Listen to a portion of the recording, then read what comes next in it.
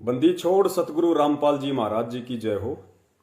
परमपिता परमेश्वर जी की सभी प्यारी आत्माओं को मुझ पवन दास का सत्साय। पुण्यात्माओं, एक बार फिर से परमपिता परमेश्वर सतगुरु रामपाल जी महाराज जी ने आप और हम सभी आत्माओं पे लाइव शंका समाधान के माध्यम से सोशल मीडिया पे साध संगति की दया बख्शी है। हम सभी उस परमपिता परमेश्वर जी के आभारी हैं, ऋणी हैं और कोटि कोटि उनके चरण कमलों में दंडवत प्रणाम करते हैं। लाइव शंका समाधान से आप जितने भी भगत भाई बहन जुड़ते जाएं, दास की आप जी से निवेदन है, प्रार्थना है, सबसे पहले आप जी इस लाइव वीडियो को जितने भी आपके पास में फेसबुक पे जो ग्रुप हैं या व्हाट्सएप पे जितने ग्रुप चल रहे हैं सभी पे आप जी एक बार शेयर कर दीजिए, जितने भी ग्रुपों में आप ऐड हैं। उसके बाद में शेयर टू फ्रेंड का ऑप्शन है, यानी आपके जितने भी फ्रेंड हैं आपने जो नॉमिनेट कर रखे हैं फेसबुक पे 10, 15, 20, 25, उन सब को भी आप एक बार मैसेज भेज दीजिए ज्वाइन होने के लिए। और उसके बाद में परमपिता परमेश्वर आज का लाइव शंका समाधान का जो विषय है उसको आगे बढ़वाएंगे।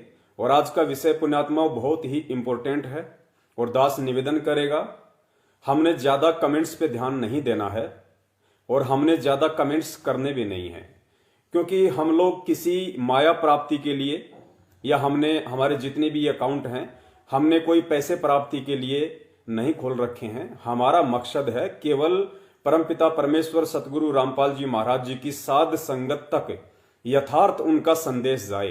तो उसके लिए हमें किसी प्रकार की कोई पॉपुलैरिटी की जरूरत नहीं है, पब्लिसिटी की आवश्यकता नहीं है। आप जितने भी भगत भाई बहन फेसबुक पे दास के साथ में लाइव जुड़ते जाएं, सिर्फ एक बार परमपिता परमेश्वर जी के चरण कमलों में अपनी उपस्थिति दर्ज कराने के लिए सत्साहिब लिख के भेज दीजिए, या जो मैसेज आपने डालना है कॉपी पेस्ट करना है आप उसको कर दीजिए। उसके बाद में आपने ध्यान से सुनना है। जब तक हम सुनेंगे नहीं तब तक हम हमारे अन्य भगत भाई बहनों को समझा नहीं सकते। तो हमने भी बहुत ध्यानपूर्वक इन बातों को सुनना है, क्योंकि ये बातें आप कोई दास की तरफ से मत समझना। परमेश्वर ने ही दास को निमित्त बनाया है, परमेश्वर की प्रेरणा से ही दास ये ऑडियो वीडियो मैसेज वगैरह इकट्ठे कर पाता है। और उसके बाद में सतगुरुदेव जी ही अपनी विशेष प्रेरणा से दास को शंका समाधान प्रोग्राम के माध्यम से फेसबुक पे लाइव लेके आते हैं। तो इसमें किसी को कोई श्रेय नहीं जाता है। यदि इस प्रोग्राम का किसी को श्रेय जाता है तो केवल बंदी छोड़ सतगुरु रामपाल जी महाराज जी को जाता है। और आज के इस प्रोग्राम को शुरू करने से पहले मैं आप सभी भाई बहनों से विनती करूंगा कि 2 मिनट के लिए आप जहां भी हैं, अपने घर में हैं, अपनी गाड़ी में हैं, अपने ऑफिस में हैं, बाल बच्चों के साथ में हैं, आप जो भी ये लाइव प्रोग्राम देख रहे हैं सभी से दास की हाथ जोड़ के विनती है कि देखिए हम भगत हैं और भगत के आगे सदा उसका गुरु रहता है, उसका परमात्मा रहता है। और परमात्मा का जब तक अपने भगत के शीश पे पंजा रहता है तब तक भगत वही करेगा जो परमात्मा, जो सतगुरु उसको प्रेरित करता है। तो 2 मिनट के लिए हम सभी भाई बहन जो भी लाइव से जुड़ रहे हैं, जो जुड़ चुके हैं, सभी से दास की विनती है कि 2 मिनट के लिए हम परमपिता परमेश्वर सतगुरु रामपाल जी महाराज जी के चरण कमलों में ध्यान लगा के हम उनकी मानसिक चरण सेवा का लाभ उठाएंगे और उसके बाद फिर हम आज का प्रोग्राम आगे बढ़ाएंगे। तो 2 मिनट के लिए हम बंदी छोड़ के चरण कमलों में ध्यान लगा के और ये सोचते हुए कि मैं परमपिता परमेश्वर जी के जो है चरणों की सेवा कर रहा हूं और परमात्मा मेरे शीश पे अपना हाथ रख के मुझे आशीर्वाद दे रहे हैं। 2 मिनट के लिए हम परमात्मा की चरण सेवा लेंगे, क्योंकि पुण्यात्माओं ये जो भक्ति है ये भक्ति मन क्रम वचन की है, मन क्रम वचन की भक्ति है। ये परमात्मा कहते हैं चाहे तुम किसी का हाथ से बुरा कर दो, चाहे तुम किसी का शब्द से बुरा कर दो और चाहे तुम किसी का अपनी सोच से बुरा कर दो, इसमें बराबर वो अकाउंट बनता है, उसका पुण्य और लाभ दोनों बराबर चलेगा, क्योंकि ये भक्ति मन क्रम वचन की है। तो हम मानसिक क्रिया से हम परमपिता परमेश्वर जी के चरण कमलों की सेवा का लाभ उठाएंगे। सत साहिब।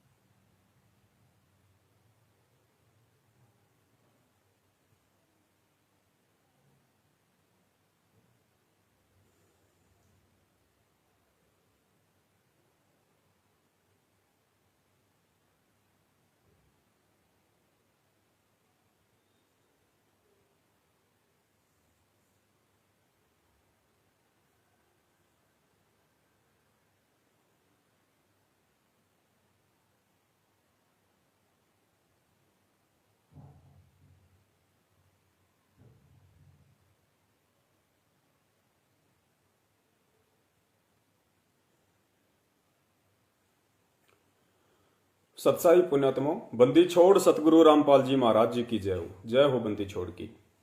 पुण्यात्माओं, होता क्या है, सत भक्ति है। और सत भक्ति में जब तक हम अपने हृदय से, अपनी आत्मा से हम उस क्रिया को नहीं करते हैं, तब तक हमें उसका लाभ प्राप्त नहीं होता है। और हम जितने भी भगत भाई बहन फेसबुक लाइव शंका समाधान के माध्यम से जुड़े हैं, और हम जितने भी भगत भाई बहनों ने परमपिता परमेश्वर सतगुरु रामपाल जी महाराज जी के चरण कमलों में ध्यान लगा के हमने जो चरण सेवा की है, देखिए परमेश्वर की कितनी दया कि एक साथ हजारों की संख्या में उनकी आत्माएं परमपिता परमेश्वर जी के चरण कमलों में ध्यान लगा रही है, चरण सेवा का लाभ ले रही हैं। तो परमात्मा की कितनी विशेष रजा, परमात्मा की कितनी विशेष नजर हमारे ऊपर। और जैसा कि दास ने पहले भी निवेदन किया था कि पुण्यात्माओं, ये नियम बना लो इस भक्ति मार्ग में कि रात को सोने से पहले और सुबह जब हम उठें तो उस समय 2 मिनट, 4 मिनट या 5 मिनट, जैसा भी आपको परमात्मा समय दें, उस अनुसार आप सबसे पहले बंदी छोड़ सतगुरु रामपाल जी महाराज जी के चरण कमलों में मानसिक रूप से ध्यान लगा के चरण सेवा का लाभ जरूर प्राप्त करें। बहुत ही हम पुण्य के भागी बनेंगे, क्योंकि ये मन कर्म वचन की भक्ति है।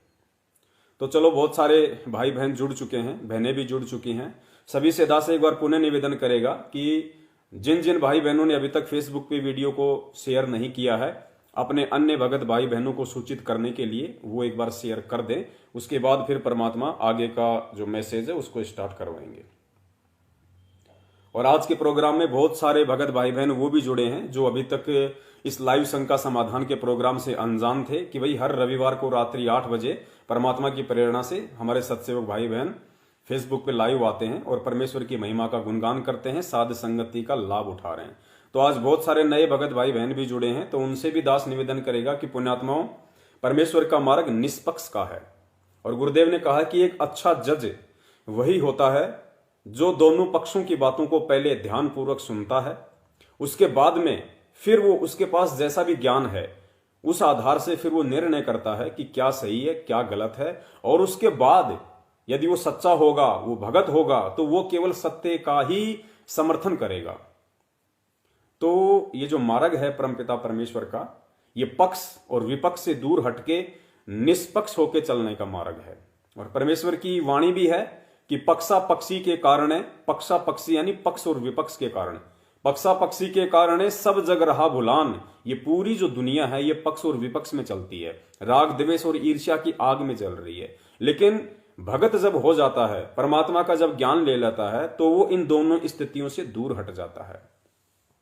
तो मालिक कहते हैं कि पक्षा पक्षी के कारण सब जग रहा भुलान, और निष्पक्ष होके हरि भजय सो ही संत सुजान। जो बिल्कुल निष्पक्ष होके चलेगा, राग द्वेष ईर्ष्या से दूर होके चलेगा, चाहे कोई दुश्मन हो चाहे कोई मित्र हो, जो भी जैसा उसको समझता हो, वो सबकी बात सुनेगा और ध्यान पूर्वक सुनेगा। उसके बाद में अपने गुरुदेव के द्वारा जो अनमोल तत्व ज्ञान उसको दिया गया है, उस आधार से फिर वो निर्णय करेगा कि सही क्या है और गलत क्या है, और मुझे किस राह पे चलना है, कौन सी राह मेरे गुरुदेव के ज्ञान आधार अनुसार मुझे आगे बढ़ने के लिए प्रेरित करती है।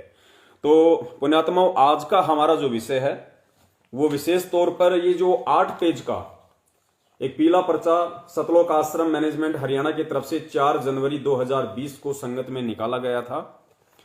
और इससे पहले इन्होंने 30 दिसंबर 2020 को एक पीला पर्चा निकाला था कि भाई गुरुदेव का आदेश है, हमने पूरे देश में जगह जगह छोटे छोटे आश्रम बनाने हैं। उसके लिए गुरुजी ने आदेश दिया है कि जो भी भगत अपनी जमीन दान करना चाहता है तो वो मैनेजमेंट के थ्रू रजिस्ट्री करवा दे और जमीन दान कर सकता है।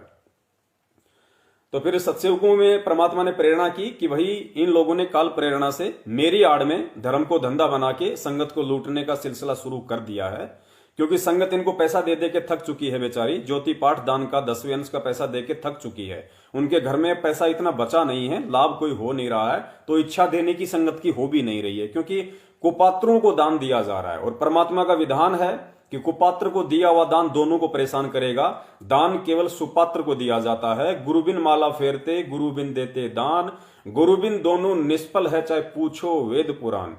बहुत बार परमपिता परमेश्वर सतगुरु रामपाल जी महाराज जी हमें ये वाणी बताते हैं, पढ़ाते हैं, लेकिन हम इन वाणियों को अमल में नहीं ला पाते। तो गुरुदेव कहते हैं कि दान केवल सुपात्र को दिया जाता है, और सुपात्र फिर बताया पूरी सृष्टि में केवल सतगुरु होता है और कोई सुपात्र नहीं है। तो विचार कर लीजिए कि वर्तमान में आप अपनी नादानी के चलते किन लोगों के हाथों में अपनी नेक कमाई का जो हिस्सा है दान रूप में, ज्योति रूप में, पाठ रूप में, 10वें रूप में आप दे रहे हैं, और उस पैसे का जब दुरुपयोग होगा तो सोचिए फिर आपको क्या परिणाम मिलेंगे।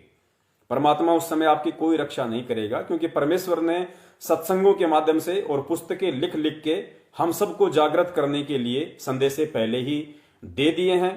अब उसके बाद यदि हम अपनी नादानी के चलते इन गलतियों को दोहराएंगे, इन गलतियों को हम करेंगे, तो पुण्यात्माओं जाहिर सी बात है परिणाम भी हमने स्वयं ही भोगने पड़ेंगे।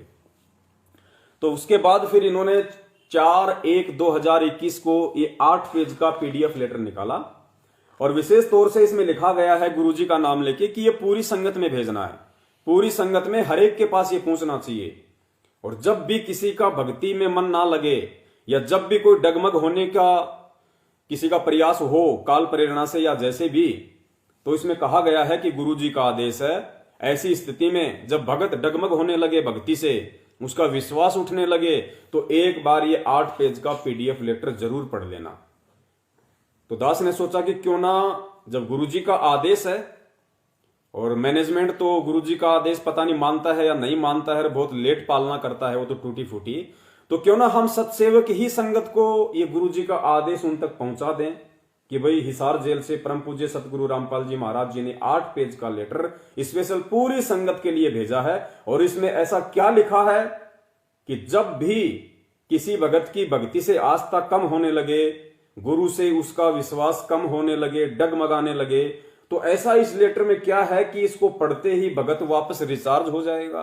क्योंकि हमने तो सुना था, गुरुदेव ने भी बार बार यही कहा है कि भाई अगर भक्ति में मन ना लगे तो सत्संग ज्यादा से ज्यादा सुनने चाहिए, ना चाहते हुए भी सत्संग सुनने चाहिए, ना चाहते हुए भी परमात्मा के मंत्रों का जाप करना चाहिए। उसके बाद ऑटोमेटिक आपका भक्ति पे मन लगेगा।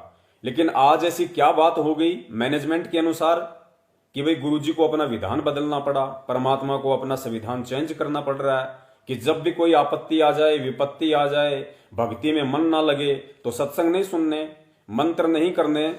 ये 8 पेज की जो गंध है, आप इसको एक बार पढ़ लो तो आपका भक्ति में मन लगेगा। तो दास ने सोचा कि क्यों ना सारी संगत को ये पढ़ा दिया जाए, और उसके बाद में संगत स्वयं ही निर्णय कर लेगी कि यदि कभी भक्ति में मन ना लगे तो गुरुजी के सत्संग और मंत्र जाप करने से भक्ति में मन लगेगा, या फिर ये 8 पेज का लेटर पढ़ने से मन लगेगा।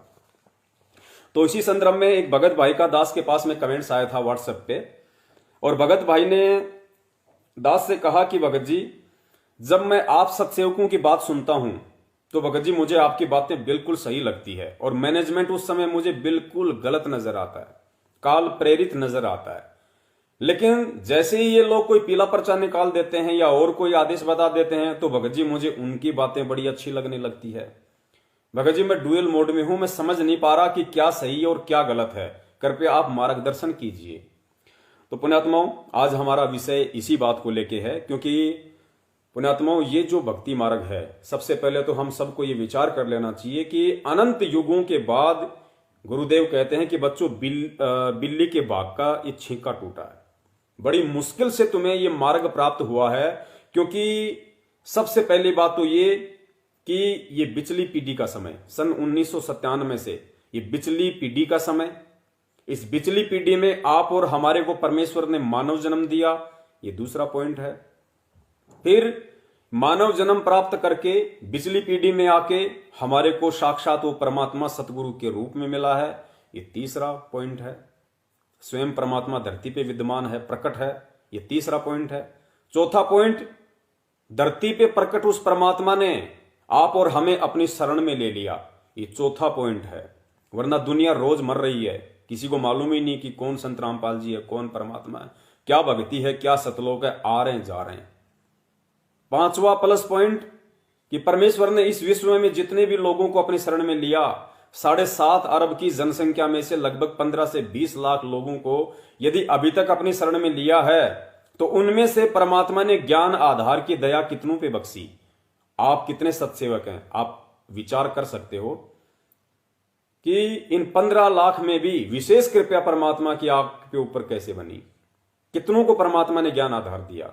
सोचिए आपके पिछले जन्म के भक्ति संस्कार कितने मजबूत हैं, जो 15 लाख में से आप मुश्किल से जो इस समय सत्सेवक होंगे, जो ज्ञान को आधार बना के चल रहे हैं, जो परमेश्वर के वचनों पे दृढ़ हैं कि गुरुदेव का वचन नहीं पलट सकता, सूरज पूर्व से पश्चिम में उदय हो सकता है लेकिन मेरे परम पूज्य सतगुरु रामपाल जी महाराज जी का वचन भंग नहीं हो सकता, वचन नहीं टूट सकता। वो कितने होंगे? लगभग 10 अगर आइडिया लगाए तो ऐसे दृढ़ भक्तों की संख्या वर्तमान में जो सत्सेवक हैं मुश्किल से 5000 के आसपास होंगे, मुश्किल से। लेकिन आप ये भी ना मान के चलिए कि 20 लाख की संगत में सारे ही मैनेजमेंट वाले हैं या सभी लोग मैनेजमेंट के पीछे चल रहे हैं या 20 लाख वर्तमान में भगत हैं। दास ने केवल 20 लाख की काउंटिंग बताई है। टोटल संख्या दास ने सन 1994 से लेकर 2014 तक गुरुदेव ने नाम दीक्षा देखी जितने भी भगत बनाए हैं, टोटल 20 लाख की संख्या है। और 20 लाख में से जैसे ही बरवाला कांड हुआ 10 लाख तो उसी समय ऐसे गए जैसे गधे के सिर से सींग जाते हैं। तो 10 लाख तो आप उड़ा दीजिए। आज वो अपनी दैनिक क्रियाओं में मस्त हैं, उनको गुरुदेव से कोई मतलब नहीं है। वो या तो दूसरे पंथों में जा चुके हैं या अपनी परंपरागत साधनाओं में रत हो चुके हैं। 10 लाख में से 5 लाख व्यक्ति 2020 तक सतलोक आश्रम मैनेजमेंट हरियाणा के कुकर्मों को देखते हुए कभी बीजेपी को वोट, कभी कांग्रेस को वोट, कभी जेजेपी को वोट, कभी रक्तदान, कभी देहदान, कभी ज्यादा से ज्यादा दान करो, कभी गुरुजी के आदेश से सोना दान करो, कभी आनंद पाल की सीबीआई जांच कराओ, कभी हरियाणा की हिसार रैली में प्रियंका चोपड़ा आई हुई है उसको समर्थन दो, कभी हरियाणा में रोडवेज वालों ने धरना दे रखा उसका समर्थन दो, कभी SC/ST एक्ट के खिलाफ दलित भाइयों के समर्थन में खड़े हो जाओ, करणी सेना को 5 लाख का चेक दे दो, हरियाणा के जाट आरक्षण में कभी 16 लाख, कभी 5 लाख, कभी 20 लाख का चेक दो, उनको देसी घी के बूंदिया खिलाओ भक्तों के दान से। और भी ना जाने कितने कुकर्म दास गिनाएगा तो सुबह हो जाएगी, मैसेज क्या खाक बताएंगे फिर हम आगे। तो दास का कहने का मतलब है कि इन सारे कुकर्मों को देखते हुए जो भक्ति विरुद्ध हैं, परमेश्वर के विधान और संविधान के खिलाफ हैं, 1994 से 2014 तक परमात्मा ने ना ही उन आरक्षणों में कभी हिस्सा लिया, ना उन राजनीतिक पार्टियों का कभी अपने बच्चों को कोई उपग्रह बनाया, ना स्वयं बने, ना किसी नेता को आशीर्वाद दिया, ना कभी किसी का समर्थन किया।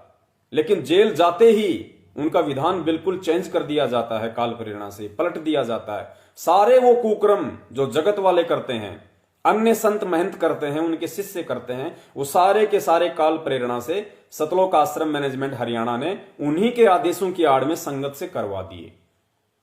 तो बहुत सारे जो भगत भाई थे, 10 लाख में से 5 लाख लोग धीरे धीरे इन कुकर्मों को देख के परमात्मा के मार्ग से दूर हो गए। बचे कितने? 5 लाख। 5 लाख में से फिर लोग सत्सेवकों की वीडियो देख देख के और उन्होंने ये मानस बना लिया, एंड में उन्होंने ये निष्कर्ष निकाल लिया कि भाई सतलोक आश्रम मैनेजमेंट हरियाणा जो भी कर रहा है गुरुजी के ज्ञान के खिलाफ कर रहा है। और भाई हमारा मकसद है भक्ति करने का, हमें राग द्वेष से कोई मतलब नहीं है। पता नहीं सत्सेवक भी सही है या नहीं है, क्योंकि वो निर्णय नहीं कर पाए ज्ञान आधार से। तो उन्होंने अपना एक टारगेट बना लिया कि भाई गुरुजी के आने तक ना हम सत्सेवकों के साथ देंगे, ना हम मैनेजमेंट का साथ देंगे, हम घर बैठ के जैसे भी टूटी फूटी अपनी भक्ति करेंगे। तो 5 लाख में से कुछ लोगों ने इस तरीके से अपना पल्ला झाड़ लिया, वो अपना चुपचाप घर पे बैठे हुए, ना इधर के ना उधर के। अब 5 लाख में से फिर मुश्किल से 2 लाख ऐसे भगत मान लो जो बेचारे उनको अभी मालूम भी नहीं है कि सच्चाई क्या है, यथार्थता क्या है, या कुछ ऐसे हैं जो बिल्कुल जिनको आदत ही गुलामी करने की पड़ी हुई है। बाप दादाओं ने मुगलों की गुलामी की, फिर फ्रांसीसियों की गुलामी की, फिर अंग्रेजों की गुलामी की, और आज इन काले अंग्रेज सतलोक आश्रम मैनेजमेंट हरियाणा वालों की गुलामी में व्यस्त हो गए। तो उनके तो खून में ही गुलामी के बैक्टीरिया हैं, तो उनकी हम बात छोड़ देते हैं। वर्तमान में जो 5000 दास बता रहा है उनमें से ज्यादातर पुण्यात्माएं वो जुड़ी हुई हैं सत्य के साथ, सत्सेवकों के साथ, और परमेश्वर को ज्ञान को आधार बना के चलने की कोशिश वो आत्माएं कर रही हैं जो सन 2014 के बाद सतलोक आश्रम मैनेजमेंट हरियाणा के द्वारा परम पूज्य सतगुरु रामपाल जी महाराज जी के आदेशों की आड़ में देश विदेश में जगह जगह गांव नगर गली कूचों में जो 300-400 के आसपास फर्जी नामदान केंद्र खोल दिए गए हैं, धर्म को धंधा बना के जनता को लूटने के लिए। उन नामदान केंद्रों से जो भगत भाई बहन जुड़े हैं अनजाने में, उनको पता नहीं था कि ये सही है या गलत है, उन्होंने गुरुदेव का सत्संग सुना, सत्संग उनको अच्छे लगे तो वो जुड़ गए। और जुड़ने के बाद फिर जैसे उनको धीरे धीरे मालूम पड़ा कि भाई सच्चाई क्या है, यथार्थता क्या है, ये सत्सेव कौन है, इनकी वीडियो क्यों आ रहे हैं, जब उन्हें देखना शुरू करते हैं तो उनकी आंखें फटी की फटी रह जाती हैं। वो तुरंत उस चीज को कैच कर लेते हैं गुरु के ज्ञान आधार से कि वास्तव में गुरुजी ने इस भक्ति मार्ग को किस तरीके से चलाया, अपने भक्तों को किस तरीके से चलने का आदेश दिया, अपने सत्संगों में क्या दिशा निर्देश दिए। वो सारी बातें वो कंपेयर कर लेते हैं सत्सेवकों की वीडियो देख के। और उसके बाद में वो पुण्य आत्माएं किसी की गुलामी स्वीकार नहीं करती हैं, उनकी आदत किसी की चापलूसी करना नहीं है, उन्हें केवल परमात्मा प्राप्ति की तड़प है, आस है, प्यास है, तो वो केवल सत्य को ही स्वीकार करती हैं। वो पुण्य आत्माएं ज्यादातर वर्तमान में हम सत्सेवकों के साथ में जुड़ी हुई हैं। इसलिए पुण्यात्माओं दास निवेदन करता है कि परमात्मा का मार्ग केवल ज्ञान आधार का है। ये ज्ञान आधार शब्द आप याद रखना, ये दास हजारों बार बोलेगा, सैकड़ों बार बोलेगा, क्योंकि वर्तमान में इस भक्ति का आधार ही ज्ञान है। वरना यही भक्ति, यही भगवान, यही भगत, यही दुनिया, यही पृथ्वी, यही मंत्र, यही सत्संग आज से 650 साल पहले भी थे। यही परमात्मा 650 साल पहले था, यही भक्ति, यही मंत्र दिया करते थे। लेकिन एक भी व्यक्ति पार नहीं हो पाया। क्यों? ज्ञान आधार ना होने के कारण। बिना ज्ञान आधार के हमें जिसने जैसा कह दिया, जिसने जैसा बता दिया, हमने मान लिया। लोगों ने कह दिया कि कबीर काहे का गुरु है, कबीर काहे का पंडित है, कबीर को संस्कृत नहीं आती है, ये वेद शास्त्रों का ज्ञाता नहीं है, इसने कैसे वेद पढ़ लिए, कैसे शास्त्र पढ़ा लिए, तो कैसे शास्त्रों की बात कर सकता है भाई, ये तो अटबट कर रहा है। हमने मान लिया कि भाई वास्तव में गुरुजी को संस्कृत तो आती नहीं, गुरुजी पढ़े लिखे हैं नहीं, तो गुरुजी को क्या पता शास्त्रों में क्या लिखा है, ये पंडित जी सही कह रहा है कि कबीर झूठ बोल रहा है। तो हमने यकीन कर लिया। क्यों? अज्ञानता के चलते। हम साक्षर नहीं थे, हम शिक्षित नहीं थे, हमें अक्षर ज्ञान नहीं था। और बिना अक्षर ज्ञान के, बिना उन प्रमाणों को देख के हमने ज्ञान को आधार नहीं बनाया, और बिना ज्ञान आधार के हम परमात्मा को परमात्मा नहीं मान पाए, जिस कारण से हम धोखा खा गए। लेकिन आज हमने वो गलती नहीं करनी है। वो सारी गलतियां जो आज परमात्मा सत्संगों के माध्यम से आप और हमें बता रहे हैं, वो इसीलिए बता रहे हैं कि बच्चों ये ठीक वही 650 साल पहले वाली लीला चल रही है, वही समय चल रहा है, अब की बार धोखा मत खा जाना। तो पुण्यात्माओं, अब की बार हमने धोखा नहीं खाना है। और जो भक्ति की नींव होती है ज्ञान, वो जब तक हमारी नींव मजबूत नहीं होगी तब तक ऊपर मकान मजबूती से टिक नहीं सकता। तो भक्ति मार्ग की जो नींव है वो सत्संग है, ज्ञान आधार है। और जब तक हमारे सत्संग और जब तक ये ज्ञान आधार हमारा मजबूत नहीं होगा, तब तक हम आज भी इस भक्ति पे दृढ़ नहीं हो पाएंगे। आज भी हमें कोई भ्रमित कर सकता है। और ऐसी बात नहीं है, हजारों लाखों की संख्या में लोग बरवाला कांड के बाद भ्रमित हुए हैं। क्या देख देख के? सतलोक आश्रम बरवाला में स्विमिंग पूल, गुरुजी को क्या मतलब था स्विमिंग पूल करने का? हमें तो कहते हैं कि बच्चों सीधे तरीके से रहो, सादा तरीके से रहो, यहां की ज्यादा भौतिक वस्तुओं का उपभोग मत करो। यार गुरुजी खुद 10 लाख 20 लाख का स्विमिंग पूल बना के डुबकी लेते हैं, आनंद लेते हैं। भाई समझ में नहीं आया, डिसमिस, फेल।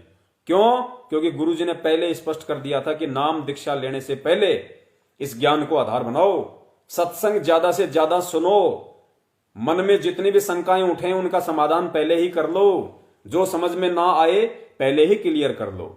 एक बार यदि आपने गुरु से नाम दीक्षा ले ली और उसके बाद यदि किसी की अटपट करने से, किसी के कहने से यदि आपका अपने गुरु के प्रति अविश्वास प्रकट हो गया या अपने सतगुरु के प्रति मन में दोष आ गया, उसी दिन ये ऑटोमेटिक परमात्मा का सिस्टम है, आप परमेश्वर की शरण से दूर हो जाते हो। उसके बाद आपको केवल अपना संस्कार ही मिलता है, परमेश्वर की आप कृपा पात्र नहीं रह पाते। मीडिया वालों ने दिखा दिया सतलोक आश्रम में कंडोम मिले, प्रेगनेंसी किट मिले, लेडीज बाथरूम में कैमरे थे। क्योंकि मीडिया को कौन देखेगा, मीडिया चैनल को कौन देखेगा? तब तक ही लोग देखेंगे जब तक वो मसाला पेश कर रहे हैं, हम सब जानते हैं। तो उनका काम था मसाला पेश करने का, काल प्रेरणा से उन्होंने किया। और इधर जिनके कमजोर भक्ति संस्कार थे, जो ज्ञान को आधार बना के नहीं जुड़े थे, वो भगत ऐसे गए जैसे कि गधे के सिर से सींग। तो पुण्यात्माओं, अब हमने इन सभी उदाहरणों से, इन सभी घटनाओं से, और सतगुरुदेव जी ने ये सत्संग सुना सुना के हमारे ज्ञान को आधार बनाने के लिए जो दिन रात प्रयत्न किया है, रातों को जाग जाग के हमारे लिए 2-2 बजे तक जो सत्संग किए हैं, पुण्यात्माओं, अब हमने परमेश्वर के उस बलिदान को, उन कुर्बानियों को व्यर्थ में पानी में नहीं बहाना है। आज हमने ये साबित कर देना है कि हम बंदी छोड़ सतगुरु रामपाल जी महाराज जी के सच्चे ज्ञान आधारी शिष्य हैं, भगत हैं, और हम अपने परमेश्वर को अब की बार मायूस नहीं करेंगे। लेकिन काल उतनी ही कोशिश करेगा जितनी कोशिश परमात्मा अपने बच्चों को ज्ञान आधार से दृढ़ करने की करेंगे, उतनी ही कोशिश काल भगवान भी अपने एजेंटों के माध्यम से उन परमेश्वर के बच्चों को तोड़ने की कोशिश करेगा। वो साम दाम दंड भेद कोई भी घटिया नीति अपनाएगा। और एक बात और, ये बहुत इंपॉर्टेंट है, इस बात को आप नोट करना। देखो, वीडियो आपको धैर्यपूर्वक सुनना पड़ेगा, पूरा सुनिए, और सुनने के बाद ही आप निर्णय कर सकते हो कोई चीज का। आप ये ना सोचिए लोगों के बहकाव में आके, या सतलोक आश्रम मैनेजमेंट हरियाणा के खाली ये कह देने से कि पवन दास के वीडियो देख लोगे नाम खंड हो जाएगा। नाम कोई चिड़ी का बच्चा नहीं है जो किसी के विचार सुन लेने से खंड हो जाएगा। परमेश्वर कहते हैं, साहिब का नाम अखंड है और सकल सब खंड, पूरी सृष्टि खंड है, लेकिन उस परमात्मा का नाम, शब्द, जिस शब्द से परमात्मा ने पूरी सृष्टि रची है, सतलोक और उससे ऊपर के लोक रचे हैं, वो सारे परमेश्वर ने शब्द से रचे हैं। तो परमेश्वर का शब्द, परमेश्वर का मंत्र, परमेश्वर का नाम कभी खंड नहीं हो सकता किसी भी देश काल परिस्थिति में। और जो लोग ये कहते हैं कि तेरा नाम खंड हो जाएगा, तो वो लोग तो अपने स्वार्थ के लिए कह रहे हैं, क्योंकि उनकी तो दुकानें बंद होने वाली है। जिस प्रकार जब गुरुदेव का ज्ञान पुस्तकों के माध्यम से घर घर में जा रहा था, तो उस समय ये नकली पंथ वाले क्या कहा करते थे कि भाई संत रामपाल जी की ज्ञान गंगा नहीं पढ़नी, नहीं तो नाम खंड हो जाएगा। वो डराया करते थे क्योंकि उनको हकीकत का पता था कि संत रामपाल जी की पुस्तकों में सच्चाई छुपी है, और जो लोग इनको पढ़ लेंगे, देख लेंगे, तो वो हमारे यहां नहीं टिक सकता, वो उसी पंथ में जाएगा। तो चेले टूटने के डर से और चेलों के मार्फत जो दान आ रहा था, और उस दान के मार्फत जो ऐसो आराम कर रहे थे, उस हराम की कमाई पे जो टूक तोड़ रहे थे, उन नकली संतों को, पंथ वालों को ये चिंताएं सताने लगी, और उन्होंने समाज में भ्रमणा फैलानी शुरू कर दी कि संत रामपाल जी ईसाई मिशनरियों के लिए काम कर रहा है, संत रामपाल जी हिंदू धर्म के खिलाफ है, देवी देवताओं के खिलाफ चल रहा है, शास्त्रों से तोड़ मरोड़ करके उल्टा ज्ञान पेश कर रहा है। तो पुण्यात्माओं, वर्तमान में वही तो सब कुछ किया जा रहा है काल प्रेरणा से। सत्सेवक जो सच्चाई बता रहे हैं, हम बिना सबूत के, बिना प्रमाणों के हम कोई चीज संगत के सामने नहीं रखते, क्योंकि हमें परमात्मा के विधान का पता है, हमें नरक में नहीं जाना है। हम जितना कहेंगे और जो कहेंगे परमेश्वर के ज्ञान को आधार बना के कहेंगे, वरना हम सत्सेवक, दास तो स्पेशली अपने लिए बोल सकता है, सभी की यहां पे कोई गारंटी नहीं है, लेकिन दास, ये दास पवन दास परमपिता परमेश्वर सतगुरु रामपाल जी महाराज जी के चरण कमलों का कुत्ता, आप जितने भी भगत भाई बहन जो लाइव देख रहे हैं, सभी से ये बिल्कुल साफ हृदय से कह सकता है, पवित्र मन से कह सकता है कि हे परमपिता परमेश्वर, यदि दास ने जब से ये लाइव सेवा संघ का समाधान की आपने सेवा दी है, अपने बच्चों तक ये संदेशा पहुंचाने के लिए, मेरे भगत भाई बहनों तक ये मैसेज देने के लिए, और जितने भी वीडियो दास ने बनाए हैं, परमात्मा अनजाने में कोई त्रुटि हो गई हो तो दास क्षमा प्रार्थी है। और परमात्मा यदि जानबूझ के दास ने यदि कोई झूठ बोली हो अपने भगत भाइयों को, बिना प्रमाणों के, बिना सबूतों के यदि कोई बात कही हो, या जैसे बहुत सारे भगत भाई बहन मुझ पवन दास पे ये इल्जाम लगाते हैं कि वो गुरु बनना चाहता है, संगत को लूट रहा है, गुरुद्रोही है, या जो भी है वो इल्जाम लगाते हैं, तो पुण्यात्माओं, दास परमपिता परमेश्वर जी के चरण कमलों में ये सौगंध खा के ये बात बोल सकता है, परमात्मा यदि कभी सपने में भी, यदि कभी सपने में भी इस दास के मन में ये बात आई हो जरा सी भी कि मैं संगत का ज्योति का पैसा लूटूं, पाठ का पैसा लूटूं, 10वें अंश का पैसा लूटूं, या आपके आदेशों की आड़ में किसी को गुमराह करूं, या मेरी कोई गुरु बनने जैसी कोई अंदर से कोई भाव हो, कोई प्रेरणा हो, या मैं बनना चाहता हूं, परमात्मा यदि रत्ती भर भी मेरे अंदर यदि ऐसा कोई खोट हो, या परमेश्वर जिस दिन से इस दास को आपकी जानकारी हुई और दास ने जिस दिन से आप जिसे नाम दीक्षा ली है, उसके बाद यदि दास ने तन मन धन से यदि अपने आप को आपके प्रति समर्पित ना किया हो, यदि दास ने सपने में भी इष्ट रूप में किसी और को देखा हो, किसी भी देवी देवता के प्रति मन में जरा से भी आस्था दास की आज तक आई हो, तो परमात्मा इस दास को आप वो सजा दें कि आने वाली जो भक्ति मार्ग की जो आत्माएं हैं वो भी याद रखें। और परमात्मा इस दास की आज तक की भले सारी भक्ति कमाई नष्ट हो जाए, अगर दास के मन में जरा सा भी विक्षेप आप जी के प्रति, इस भक्ति के प्रति, और यदि मेरे पतिव्रता आध्यात्मिक जीवन में जो पतिव्रता धर्म है उसमें यदि मेरे में जरा सी भी कोई त्रुटि हुई हो, मैंने किसी भी देवी देवता में कोई आस्था रखी हो आपके अलावा, किसी भी भगत भाई बहन को, संगत वाले को मैंने 1 रुपए से भी आज तक अगर लूटा हो, 1 रुपए से भी, या मेरे मन में ऐसा कोई भाव भी उत्पन्न हुआ हो कि मैं इस भगत से इतना पैसा खा लूं आपकी आड़ में, परमात्मा इस दास की सारी भक्ति कमाई आप जैसी चाहें वैसी आप समाप्त कर सकते हैं। तो पुण्यात्माओं, ज्ञान आधार का मार्ग है, और ज्ञान आधार के मार्ग में जब तक हम ज्ञान आधार से नहीं चलेंगे हम सतलोक नहीं जा सकते, हम यहां से पार नहीं हो सकते। इसलिए दास निवेदन करता है कि जितना हो सके उतना आप भगत समाज की आंखें खोलने का प्रयास करो, और आंखें खोलने का सबसे बड़ा जो प्रयास है वो केवल सोशल मीडिया के माध्यम से है। ये जो सोशल मीडिया प्लेटफॉर्म परमेश्वर ने हमें दिया है, इससे बड़ा कोई माध्यम नहीं है। आप जितना हो उतना वीडियो को शेयर किया करें, भगत भाई बहनों तक संदेश से पहुंचाया करें, क्योंकि आपको पता है कि कितने लोग परम पूज्य सतगुरु रामपाल जी महाराज जी के इस मिशन से, इस सतमार्ग से टूट के काल की हद में जा रहे हैं, सिर्फ और सिर्फ इसलिए कि वो मैनेजमेंट से दुखी हैं, मैनेजमेंट के कुकर्मों से दुखी हैं। वो सोचते हैं कि भाई अगर यही कुकर्म हमें करने होते इस मार्ग में आके, जो गुरुजी के आदेश की आड़ में मैनेजमेंट करवा रहा है, तो हमारा भक्ति करने का फायदा क्या। पिछली बार जब इन्होंने कांग्रेस को वोट डलाए और पीला पर्चा निकाल दिया, उसमें लिखा था कि संत वचन पलटे नहीं चाहे पलट जाए ब्रह्मंड, और कहा था कि भाई मेरा फुल आदेश है, मेरा फुल सपोर्ट है कि हरियाणा में भूपेंद्र सिंह हुड्डा को वोट दिए जाएं। गुरुजी का आदेश बता के मैनेजमेंट ने वो पीला पर्चा पारित किया। लोगों ने भी कांग्रेस को वोट दिए दिल खोल के, लेकिन कांग्रेस दिल खोल के हार भी गई। उसके बाद में बहुत सारे भगत भाइयों ने गुरुजी का मार्ग छोड़ दिया। स्पेशल एक भाई का पंजाब से लुधियाना से दास के पास में फोन आया, दास ने ऑडियो भी संगत में डाली थी। उसने कहा कि पवन दास आप भी ये मार्ग छोड़ दो, ये नकली मार्ग है, संत रामपाल जी कोई परमात्मा नहीं है, कोई भगवान नहीं है।